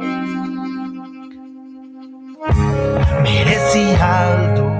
Giro hauetan ondu du Physis versus Nomosek bere lan berria urritik honako bidea egin du, eta guk ere bigarren kafean egin dugu bide bat, gure lehen entrevista akustikotik azkenekora, benetan Txustegi izan zen orduan protagonista eta Txusta hementxe daukagu gaur ere, bizirik dirau gunaren seinale edo, ongietorri bigarren kafera berriz ere eta egun on, Txusta? Hori da, bai, bihotzak iraun digu, diskoan ere beste letraten zuten. Bueno, askorako ematen dute letrek, baita kolore musikale askok ere, ari gara hemen zuga behiru entzuten. Diskoni hasieratik helduko bagenio, ea goizdan 6 minutu terdiko kantua, eta dagoneko ja, ez dakit, zinean esaten da, aktorek transformazio arkoak dituztela, eta lehenengo kantuak dagoneko badauka, transformatzeko gaitasuna, espazio askotara joateko gaitasuna, ez dakit, bizi ditugun garai hauetatik, urrun xamar, ez ote dagoen, oso disko kontzeptuan sinisten duen disko hau edo, ez? Bai, aipatu dezun kanta hori da gure opera magna, ze azkenean ia 6 urteko lana izan da kanta hori. Azkeneko 6 urtetan egindako kanta bakarra, gero beste guztiak berandu etorri ziren eta besteak zaharragoa dira joan. Baina, bueno, guk eskatzen diguna da gure entzuleari arreta jartzeko eta saiatzen gara harik eta bidaia anitzena edo egiten, eta bereziena gure kantuekin. Entzungu dugu lehen kantu hori, diozun bezala, bueno, badauka, ez, obra magna kontzeptu ipatu duzuzuk, bai, ez dakit, konstrukzio eta ez dakit, egitura ezoikoa, iaia, ez dakit, obra, kontzeptu hori ez, musika osatzen denean, bueno, ez dakit, obra kontzeptua ditzen diogu musika klasikoan, garaikidean, musika kultuaren espazio horretan, badako hortik pixka bat, lehenengo kantunek, eta badago hor ez dakit, akaso intentzio bat, aldarrikapen bat egiteko edo, Txusta? Bai, nik uste kanta horretan, jarri ditugula mai gainean, egiten dakizkigun gauza ezberdinak, eta teknikoki baditu berezitasunak kanta horrek, baina bai, gero letrarekin ere buelta asko mandizkiot kanta horri, eta izan da gehien landu dugun kanta azkeneko urte hauetan. Orduan, ez da Bohemian Rhapsody bat, baina, bueno, gure Bohemian Rhapsody txikia izan daiteke guretzako.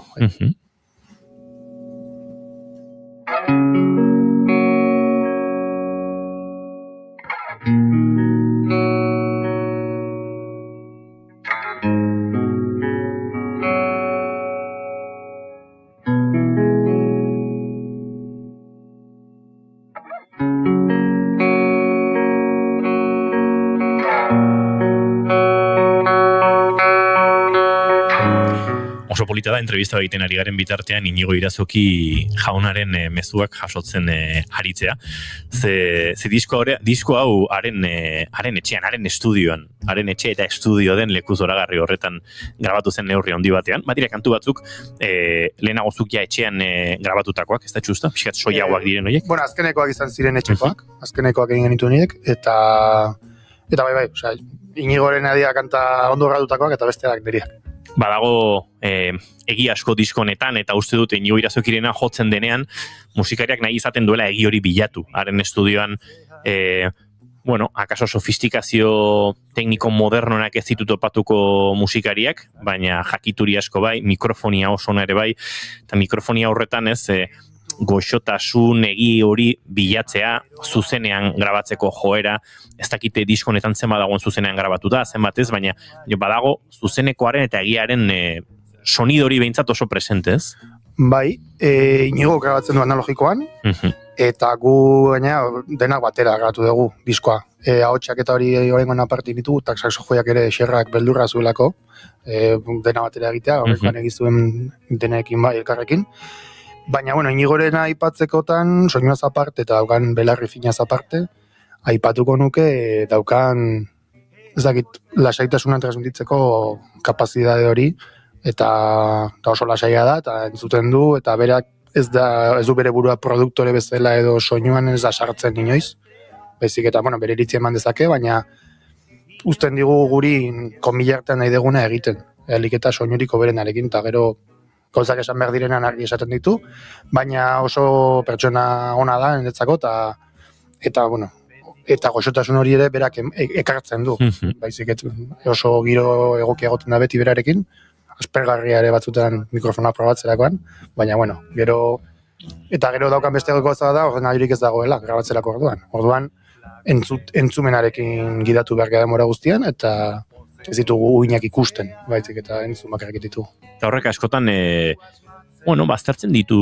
musikariaren joera tikismikiz batzuk, ez? Uina ikusterakoan, denok asko ikusten dugu eta gutxi entzun, baina uina entzun soilik egin behar denean, hor gauzak beste modu batera planteatzen dira, ez? Eta uste hori baduela ona ere analogikoak, ez? Ediziorako eta zuzenketarako espazioa asko murrizten dela, baina batez ere dena belarriz egin behar dela eta ez begiz. Hori da, eta gero ere dagoen gauza bat oso ederra da, 20 minutuko zintak direla, eta orduan, lau toma egiten baituzu kanta baten da 5 minututakoak, beste batek nahi badezu, aurreko bat borratu behar dezula, eta gainean grabatu. Orduan, konformatu behar zera, eta hori da zaila, azkenean. Bai, aipatu duzu, batzutan aspergarri egin daitekela Inigorekin mikroak probatzea. Bai, ze hori izaten da, badaude nik uste bi teknikari mota edo bi joera, ez, soinuaren munduan, bata, jarri eta gero konponduko dugu. Eta hau da justu kontrako, ez? Goazen, kaptazioan, mikrofonoaren posizioan, mikrofono motan, mikrofonoaren patroi polarra aukeratzerakoan, eta dena, goazen sonidoa topatzea, hau da, behar duguna, eta gero, pixkat ekualizatu, pixkat ikutu, baina ja, hasieratik egotea dena oso gertu, ez? Eta hortan, maixua da Inigo, eta askotan, estudio horretan denbora asko pasa dezakezu soinua bilatzen, baina nahasketetan ez duzu hainbeste denborarik igaroko. Hori da, nahasketetan, egizateko bai irauten du, baina berak egiten ditugu, guk ezin dugulako azkenean berarekin egon, baina igual egun oso bat egoten da, gaina nahasketak ere horrela dira, pixka bat, holatera da, zerbait aldatu nahi badezu esaidazue, mesedez, maila berriro birkonfiguratu behar dut, urreko kantan aktualizateko. Hori da. Eta gero, askotan gertatzen da ere, igual ahotsarekin adibidez, mikrofono ezberdina probatzen ditugu, eta gero, hasiera batean uste zenuena mikrofono berena zela, agian zure ahotsarentzako ez da egokiena. Orduan, soinuak balio duenez, markak edo mikrofonoen famak edo ez duen beste importanzkenean, soinua bilatzeko berena dena, hori da zure mikrofono eta jazta. Eta zuzenean grabatzerakoan, zenbait aislatzen duen, zenbait baztertzen duen mikrofono horrek gainontzekoa, eta... Hori da, bai. Eta gero, detalle bezala, badauka ere eskailera batzu baditu bere etxerako bidean, eta hor goian ere mikrofonoa jartzen du, ez da, goi hartzunak edo jasotzeko. Sala rever efektu hori hartzeko edo ez? Eta ez, horreko diskagatzerakoan xierra eskailetan eserita egon zen, bateriatik urrunen, eta godan sasofoia horratu zuen eskailetan eserita, ipurdiak inbukatu zuen. Esan digu Inigo, nahiko grabazio normala izan zela, baina txustaren gitarra zaratak aparte. Eta gero, galdeiozu masterraz, berak etxean egin zuen, eta ea zenbagarren bertsioa izan zen definitiboa. Hori da kontua, masterra, guk oain arte, Jonan Ordorikarekin egiten dituen masterrak, eta, ez dakit mobil bat. Bai, matematek harrapatu du frekuentzia bat. Eta, kontua da, Jonarekin egiten genuenez, Jonan hil zan, eta keston pena, eta, pixka bat ere, ez dakigu oso ondo baditu paude hemen, master oso nakit dituzte jende, baina, niri trasteatzea gustatzen zait. Eta aldi berean, nahi nuen errespetatu asko Inigoren asketa orduan, masterra egiterako orduan, bertsio ezberdinak inituen, asko gauza ikutu gabe, eta orduan, gero ere beti habe duda masterrakin volumena altua izan behar da, baixo izan behar da. Goratzen naiz bialinionean, ez dakit, 3. masterra edo esan zian Inigok, behar dezu hainbeste volumen? Eta egia esateko ez du hainbeste behar. Baina, bueno, baita ere erreferentziak eta falta dituzunean, ez dakizu oso non egin, baina, oso arro nago egindako masterraz, eta nahiko respetatu dutela nik uste Inigona. Hemen, badago Physis versus Nomosen disko honetan, izena ez dugu esan, burdin gozoa eta arrabioa, badago Physis versus Nomos oso esentzian.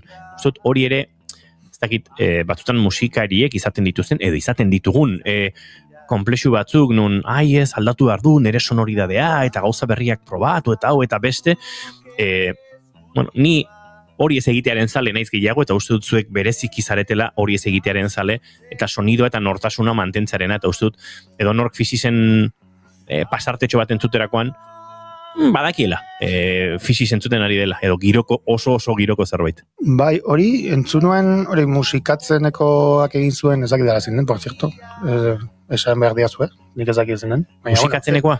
Eskerrak ematea, egin duen kritikagatik eta hori, eta gaztezulo nire irakurri non bere kritika. Bai, nik ere ez dakit norden. Misterio.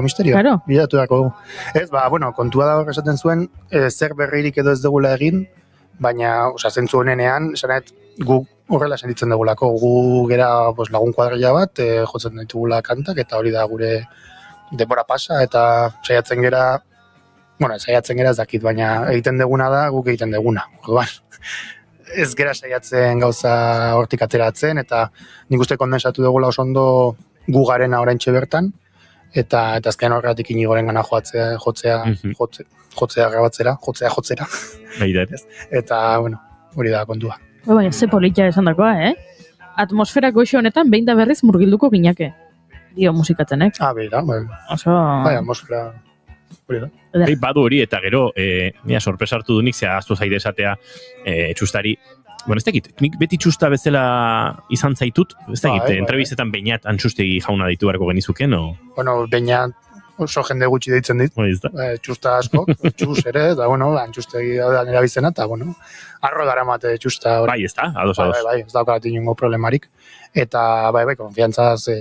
Oso ondo, nik idatzi barrion txustari eizu, ekarri mesedez vinilo bat, erosin nahi dizut vinilo bat, ze iruditzei gainera diskoa, hau askotan oso dirraten aipatu dala, badudela disko batzuk viniloan bereziki koherenteak eta zentzua dutenak, eta viniloaren sonoridadeak mesede egiten dienak, eta beste batzuk, kaso ezain beste, oso komprimitutako, oso landutako, oso prozesatutako lanetan, igual irabazteko espazio hori gutxiago dela, baina kaso honetan, diskoa, oso vinilo diskoa ere badela, eta ze sorpresa entzuleok, txusta etorri dela, hemen 2 CD, 3 CD, eta viniloarekin, eta badaukagula dagoeneko vinilo hori. Ze diskoa bada, oso vinileroa esango dugu. Bai, hor, Inigok aipatu denagatik ere, gaina dinamika aldetik viniloak badu zarata gehiago, eta nire gitarrarekin beti oso suabe jotze batzutan, gero fuerteago, eta horre biltzen da Inigo bere zintaren soplidoa egin sufritzen eta hori entzuten den gehiagi, guk ez dugu entzuten, baina berak entzuten denbora guztia.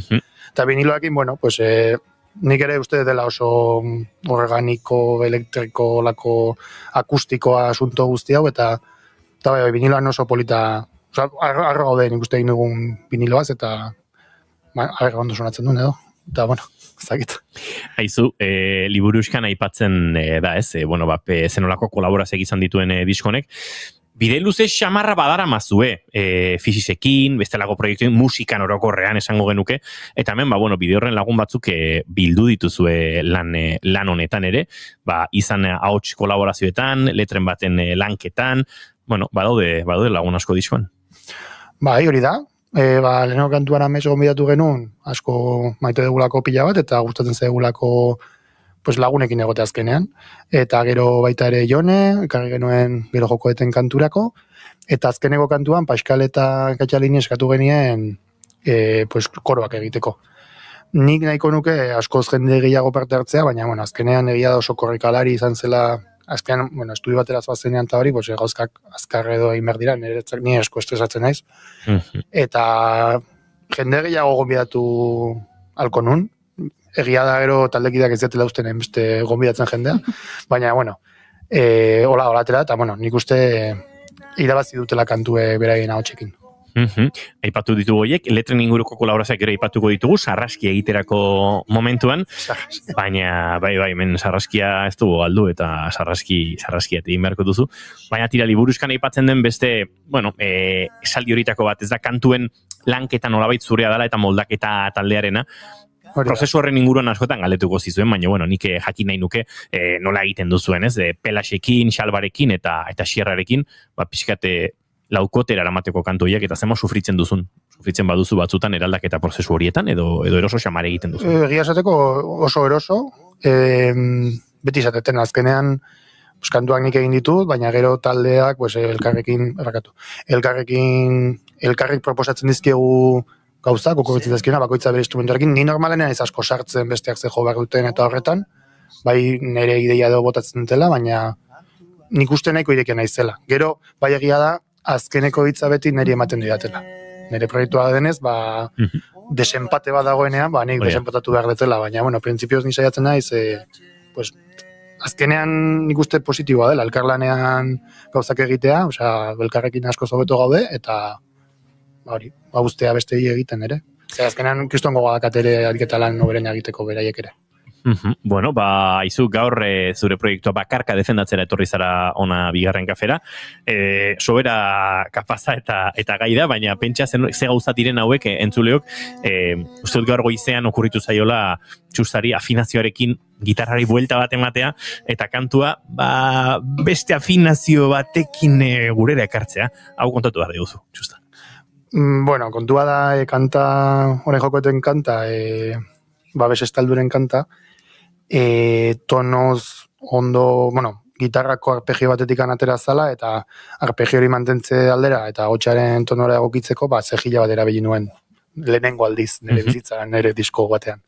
Baina, kontua da, ez dela asko gustatzen zehila erabiltzea normalean, ez dakit zergatik, ez dakit gizonkeri bat izango da, baina ez dait iruditzen oso rockeroa. Zango nuke musikerokeri bat, ez? Gizonkeri baina musikerokeri bat, ez? Txorakeri bat. Bai, pixkate buruan sartu zaizula ez zarela nahikoa gitarrista, nahikoa musikari, erabiltzen baduzu zehila. Hori da, holako zerbait izango da, zakit. Baina, kontua da, usaitze dela afinazioekin salseatzea, eta aurrekoan espelitenean jo behar genuen kontzertuan, akorde komilartean normalekin jordez, saiatu nintzen moldatzen, eta atzo hauean bueltak egin nintzen, eta karo, konturatu naiz, lehen 5. sokatikan, 2. sokara egiten nuena, 4. sokatikan, lehenengo sokara egin dezake dela afinazio honekin. Orduan, daukatolako erdi Frankenstein bat hor, eta saiatuko naiz. Hor fa bat do bihurtu zaizu posizioan edo, ez? Horako zerbait. Do maior hori orain behan egin dezaket faren lekuan, eta figurak lehen egin ezin dituenak, afinaz soka, 2. soka, tono erdigo dut, besterik ez.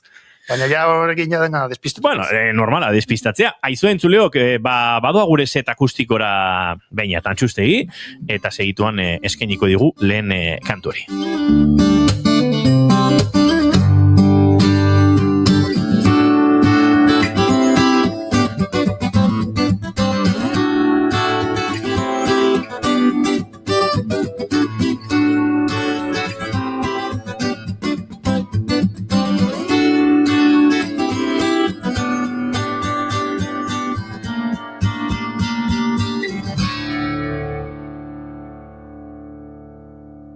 Bigarren kafearen elkarrezketa akustikoetan, entzuleok Physis versus Nomos, eta gaur gure entrevista akustikora ekarriko duen lehen kantua, babes estaldura.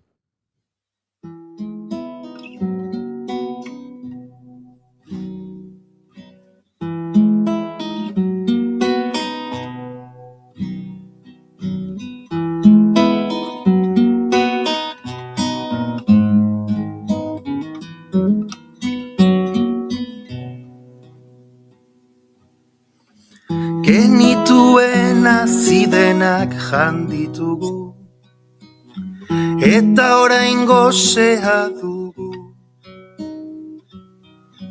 Oinik ez duen gaztelu hau badoa, eta erortzera doa.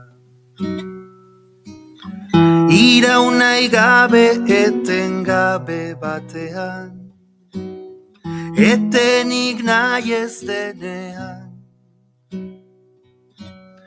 Gaur ere gaua berandu izango da, eta eguna badoa. Erdoildutako sagaiekin goxatuz osatuko dugu, ongi zainduz eta tratatuz babes estaldura.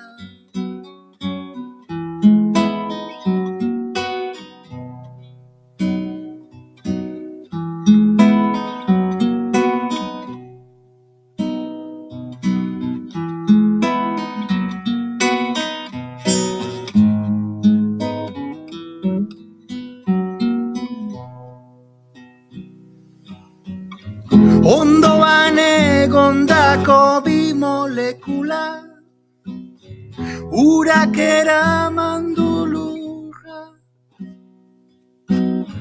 Pompa multzo bat nire ondoan lertu da, ta ez dute egin soinua. Ze garrantzi du kantu bat egiteak, merezi aldu burua usteak. Erregeen aurpegia dute orain, kezkekatzek aldean.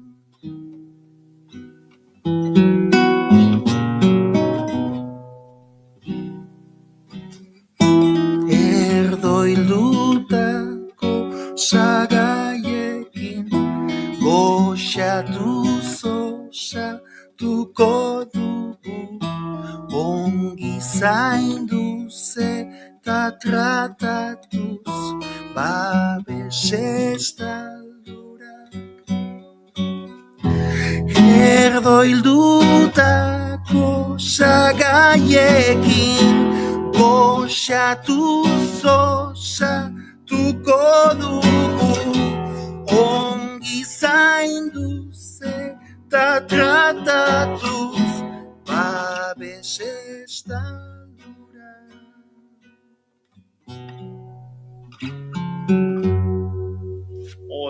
Hori azkeneko aurreko tona zen, baina, bueno, nik uste hola geratuko dela. Ederra ba, oraintxe entzun berri duguna, egia esan, zer diren gauzak musikariok ez ditugu bat ere maite horrelako esaldiak, baina uste dute entzulea elitzatekela konturatuko txustak esan izan ezpalio, eta oso giro ederrean joan dela kantua, egia esan oso ederra iruditzen zait. Bai gitarrari ateratzen diozun soinua, bai ahots eta gitarra hutsean klima hori sortzeko gaitasuna. Ez dut uste erreza denik gainera, eta egia esan, babes estaldura hau ederra izan da, izu, gauzak diren bezala, eta eskertzen dizugu, tono aldaketa eta guzti, tono aldaketa, afinazio aldaketa eta guzti, hor gurera ekarri izan. Bai, nik asko sufritzen dut, komila artean, hau, baude sufrimenduak, esan nahet, hau da, ondo egin nahi izate horretatik, ateratzen den sufrimendua, ez? Perfekzioa komila artean bilatu nahi izate hori. Eta, ateratzen zaita asko kontzertutan, eta, Pelaio Gabiz askotan esaten dit, nire izela nire autoboikotetzaile handiena, olako gauzak esateagatik, baina, nik, ezakit, sentitu nahi dut ere entzulea dagoela nerekin batera jotzen ari nahi zenean, eta orduan, sufritzen badenik ere, biok sufrituko dugu pixka bat, eta jazta. Ezakit. Bai, nik ulertzen dut puntua, baina nitxun ditutan nengoen. Realidadea horrelakoa da. Bai, ez, norberadan bezalakoa da, eta beti, eta hau askotan gertatzen da, ez, holtza batetik jetxi eta gauzatxoak egon dira. Beti, eta publikoak zezu, ezkeren teatu, eta batzutan zuk esaten duzu. Hombre, a ber, nik sartu dut hor fa sostenido bat, ez dakit tonalidadean, pues igual konturatu beharko zenukela entzuten ari bazinen, ez? Baina, batzutan... Neretzako musikari ona da, ondo disimulatzen duen pertsona bat. Eta, esan nahi, jor badago ere gezur bat, esan nahi, ez dakit, ez nervioso ez jartzea, ez konturatzea gaizki egin dezula, eta antzeslan hori ulertzen dut eta konpartitzen dut, baina ez zait autentikoa iruditzen. Nahiago dut, barkatu. Ez karisma baita ez, askotan txalotzen dela abeslarietan eta karisma, eta pixkat hori ere badela ez, agian afinazio perfektua gabe ere sortu dezu konexio bat entzulearekin, nahikoa dena, eta afinazio perfektuaren gainetik dagoena. Hori da, eta oso ohituta gaude ere dena perfektu entzutera, eta musikariak azkenean hori da lantzen deguna, ez? Alik eta hoberen jotzea, eta hori konpartitzen dut, baina ez dakit, realidade, osea, nik nire ikaslei esaten diete, zuk jo dezakezu kanta bat, eta eske ni beti joko edo gaizki. Ez dago inoiz ondo jotzen duten momentu bat, ze beti perfekzioa ez zera inoiz iritsiko eta ezin ze iritsi. Noski nahi dezula alik eta hoberen jo, eta nik nahi dut alik eta hoberen jo, eta gustatzen zait, baina horrekin konbibitzen, jakite hori, oza, niri nahiko humano iruditzen zait, eta, bueno, pues, jazta. Super interesgarra iruditzen zaite, lehenguan Janire Arantzaberekin, esan ezingo, bueno, Janirerekin, eta etxeontako oso lagun, eta nire oso lagun den Janirerekin, hemendik muxo handi bat berari eta familia guztiari, egun hauetan periko galdu dutelako, eta gogoratzen gara eurekin, baina, kontatzen zidan aurreko ostiraleko kontzertuan, jo genuen Donostian Tabakalerako Kutxakluban, eta ahotsez etzegoela oso eroso, eta horrek baldintzatu zuela pixka bat kontzertu guztia, ez kanpora begira baizik, eta berak barruan nola sentitzen zuen. Eta enbidia ematen ziola, zen ni ikusten ninduen postal kolekzionistak, nire proiektuarekin kantatzen, eta beti ahotsez oso seguro, oso afinatu, oso ondo ikusten ninduela. Eta zu barrotik zutan ere, seguro. Bai, bueno, igual egia da, ahotsaren kudeaketa horretan urte asko pasa ditu dela speaker bezala, esatari bezala kalean, eta gazteagotan banuela sentsazio hori de, ez nago ondo, homeopatia, karameloak, ura, hortzak garrit ez da izan bat mila bider, eta momentu batean konturatu nintzela 190 psikologikoa zela, eta beste 110 zela, nolait fisiologikoa edo anatomikoa, ez? Eta pixkat kantatzean ere uste dut hori bai lortu dudala ba. Badaukat hemen zerbait, baina nik badakit entzule ez zela konturatuko eta orduan lasaiago egotea. Eta aldiz, instrumentista bezala edo esan ezinekin piano edo bajoa jotzen, ez dut lortzen akatsen bat balin badago, eta beti dago akats txikiren bat, beti dago impresisioren bat, baina akatxe pixka eta ondiua bada, ez dut lortzen horrek ez baldintzatzea pixka bat nire kontzertu osoko sentsazioa.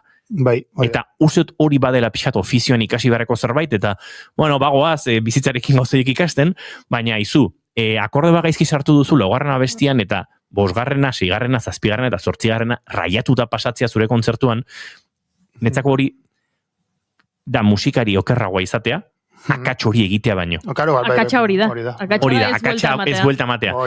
Baina, gizakia gara. Baina, alare nik uste dut entzuleak ni kontzertuetara joaten nahi, askotan joaten den pertsona gisa, nik ez dut entzun nahi diskoan entzuten den bezala goitik bera. Eta joaten bali manaiz, hori da, eta joaten bali manaiz, eta alde baten kontzertura, eta gian behin baino gehiagotan joango naiz, jakin nahi dut, Gasteizen hemen letraztu zitzaion. Eta ez dakit, oinatin aldiz, ez dakit, gitarrarekin ez dakit zer gertatu zen, eta hori ere geratzen zaio ikusle eta entzuleari, eta horrek dauka xarma, ez da? Bai eta ez, nire adibidez batzutan, asko miresten dudan musikari bat, eta Kike González, eta nire Kike Gonzálezek zuzenean bere melodiak aldatzeko joera etengabeko hori batzutan nekagarri egiten zait. Ez? Baina, bueno, kantua zurea dela egin nahi duzuna, ez? Baina, beti dago reafinazio, melodia sortze bat, eta hori batzutan pixka nekagarri egiten zait. Baina, bai, zalantzari gabe. Hor dago, gauza bat dela, kanta bat sortzerakoan, melodia bat sortzen duzu, eta zuri gustatzen zaizu. Baina gero berriro entzutearekin iruditzen zaizu ez dela ainona, baina melodia hori ja ondo zegoen. Bai, eta zu nahi duzu garatu, nahi duzu aldatu, eta hori sensazio hori beti daukanik ere, baina egia da hori da. A ber, Kike, kanta ondo zegoen, ja. Eta guk horrela ezagutu dugu, eta horrela barneratu dugu, eta ari zara pixkat zure kanta guri suntsitzen. Bai, bueno, nik hor Kikeren alde esango nuke, zuk abestu dezakezula berak abestu behar zuen melodia hori, eta berak koroak egingo izkizula bitartean. Baina batzutan ez dute elkarro ondo engantzatzen, ez? Harmoniaren mugan egoten, baina bai. Eta ez du beti egiten, eta denok egiten dugu zerbait, Kontua da, gehiegi egite hori, baina bai, nik ere goiurirekin ados, kontzertuetan gauzak pixkat bere tokitik ateratzen diren horretan, batzutan tempo batzuk azkarxiago edo motelxiago, ez gaur egun, klaketa eta sekuentzien, ez dakit, esklabutza honetan bizi garenean, zuzeneko agiterak orduan, batzutan kantuak azkarxiago joan direla jakitorrek ere, biziri dago, hola eskatu digu, naiz eta Kontuan ikuste dela kuantifikatzea, hau da, zu balin bat zaude pentsatzen afinazioan ondo zauden, edo akordea edo notak ondo jo dituzun, eta ez dituzun beste batzu jo, baitzik, sanetena da, ni ondoena naizenean jotzen da, lasainagoenean eta piloto automatiko moduan jotzen ari naizenean. Hau da, ez nagoenean analizatzen denbora guztian egiten ari naizen hori.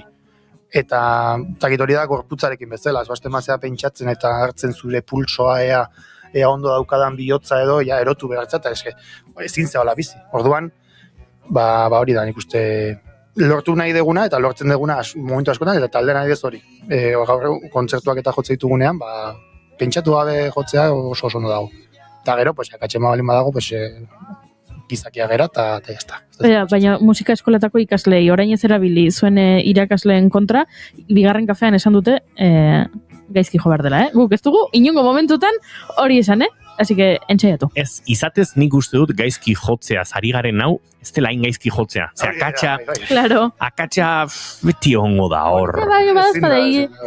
Ondo jotzea netzako badago gehiago jotzeerakoan transmititzen dezun hortan, pasioan, instrumentuari ateratzen diozun soinuan, nota bat bere tokitik kanpo egoteak, ezako askotan konzentrazioarekin zer ikusi gehiago dauka, eta batzutan kontzertu oso batean konzentrazio osoa mantentzea, edo, Oso zaila da, eta behizabe behitxatzen beste goba zautzuetan, eta konzentratuta egon da ere, azkenean muskuloak fisikoak dira, eta agian egun hortan zure estarri ego pixka mugitua, edo zure atza ego pixka bat, edo ez otozta apaldu, eta jazta. Hala ere, esan behar nuen gauza, baina aztu zait, horri buruz, gogoratzen bari izango izan. Entzuleok sarraskiari aurre egiteko momentua iritsi zaigu. Sarraskia. Aipatu dizugu, letren inguruan hitz egin behar genuela txustarekin, eta goiurik helduko dira.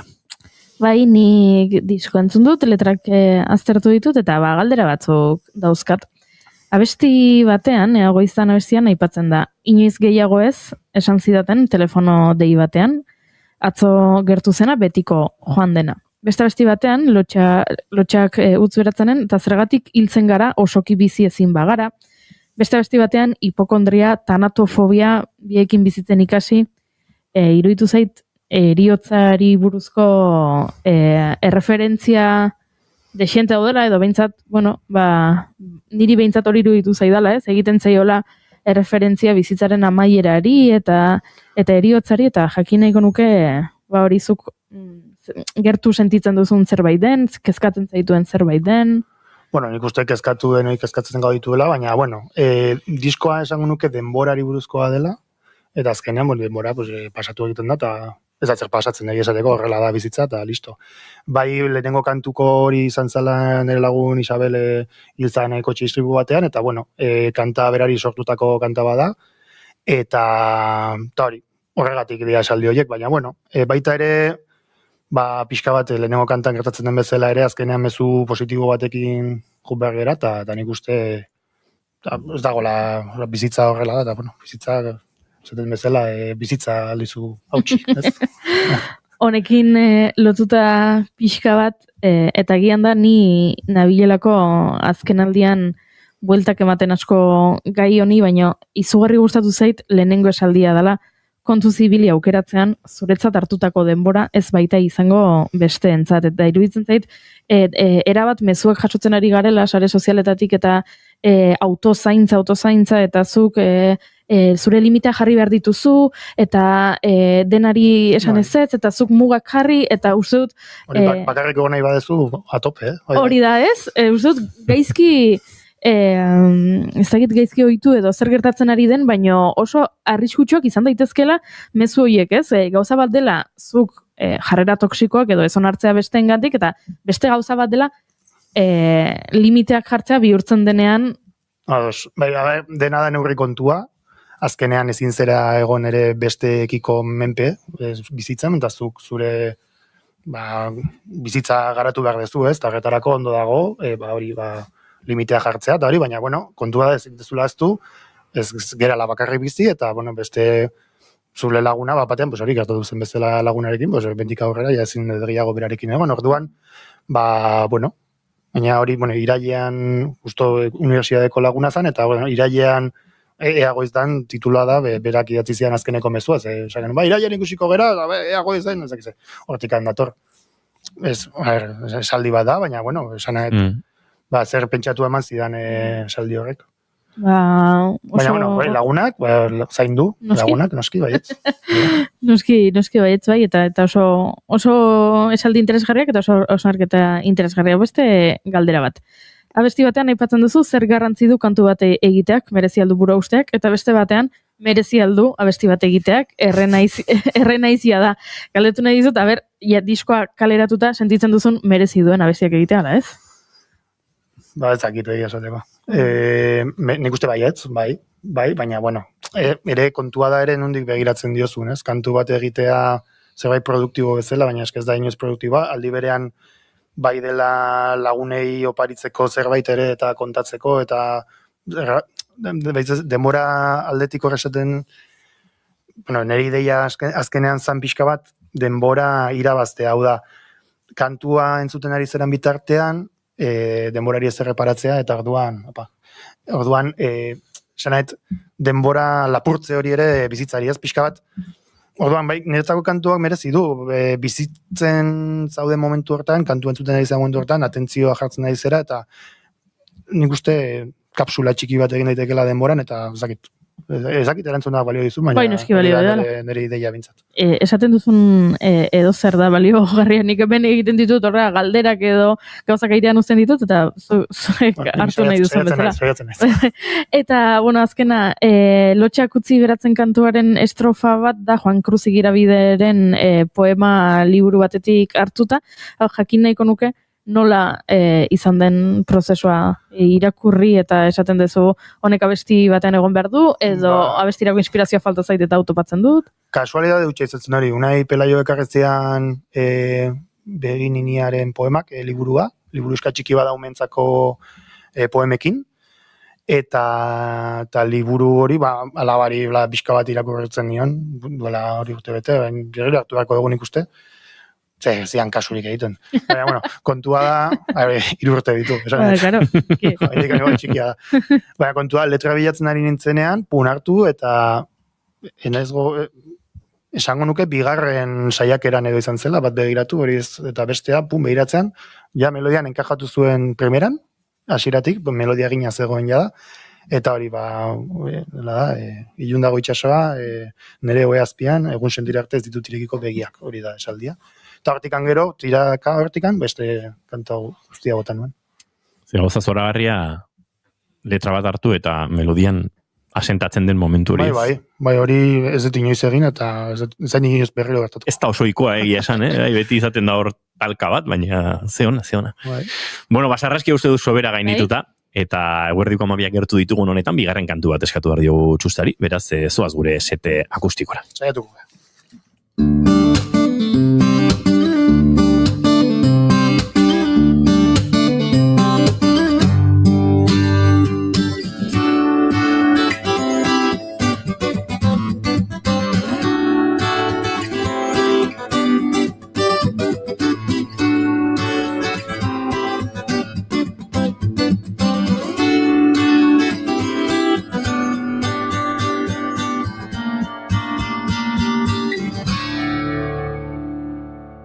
Entzuleo gorko saioa agurtzeko elkarrizketa akustikonen azken txampan, Physis versus Nomos, eta, bere sortzaile nagusia, txusta, gitarra hartuta eta bigarren kantu eskintzeko prest.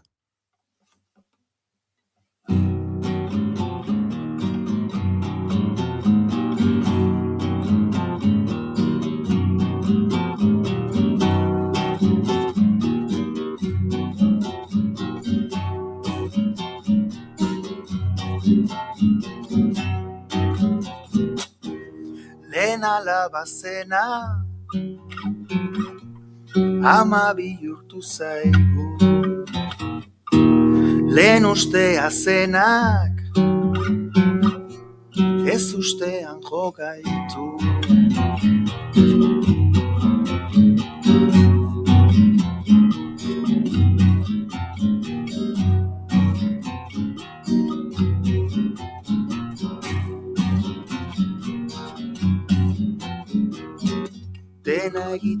egiteko garaiak atzean utzi gaitu gaur.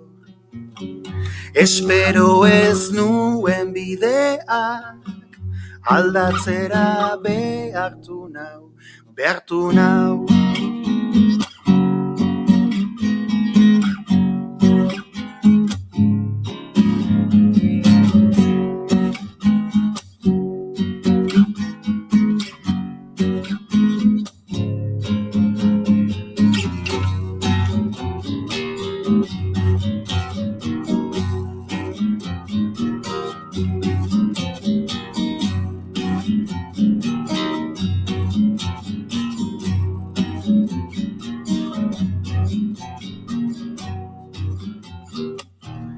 Arrodara magu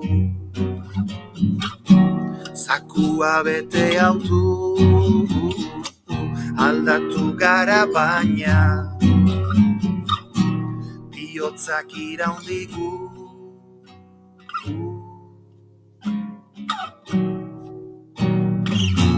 bihotzak iraundigu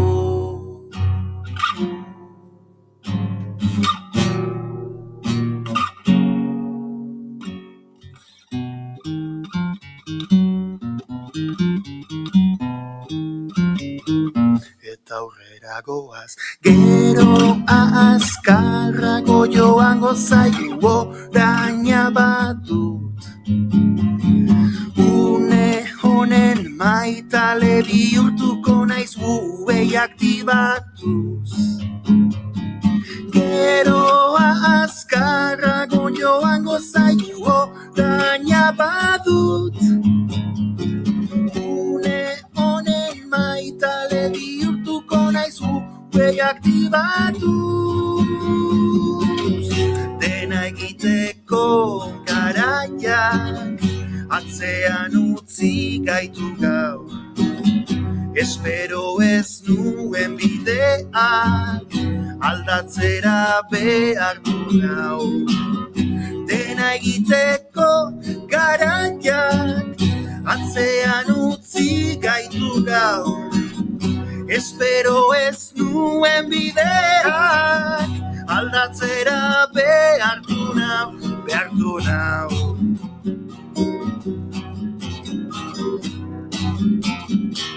Eta aurrera goaz.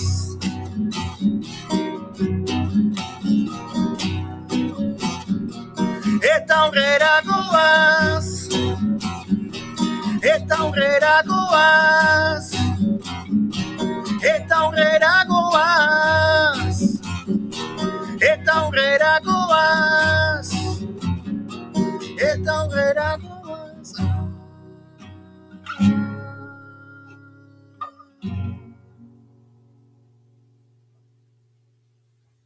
Eskerrik asko Txusta. Eta entzuliok, honekin bagoaz bihar gehiago goizeko 10:05 hementxe, naiz irratian, bigarren kafean zaindu asko, eta bihar arte.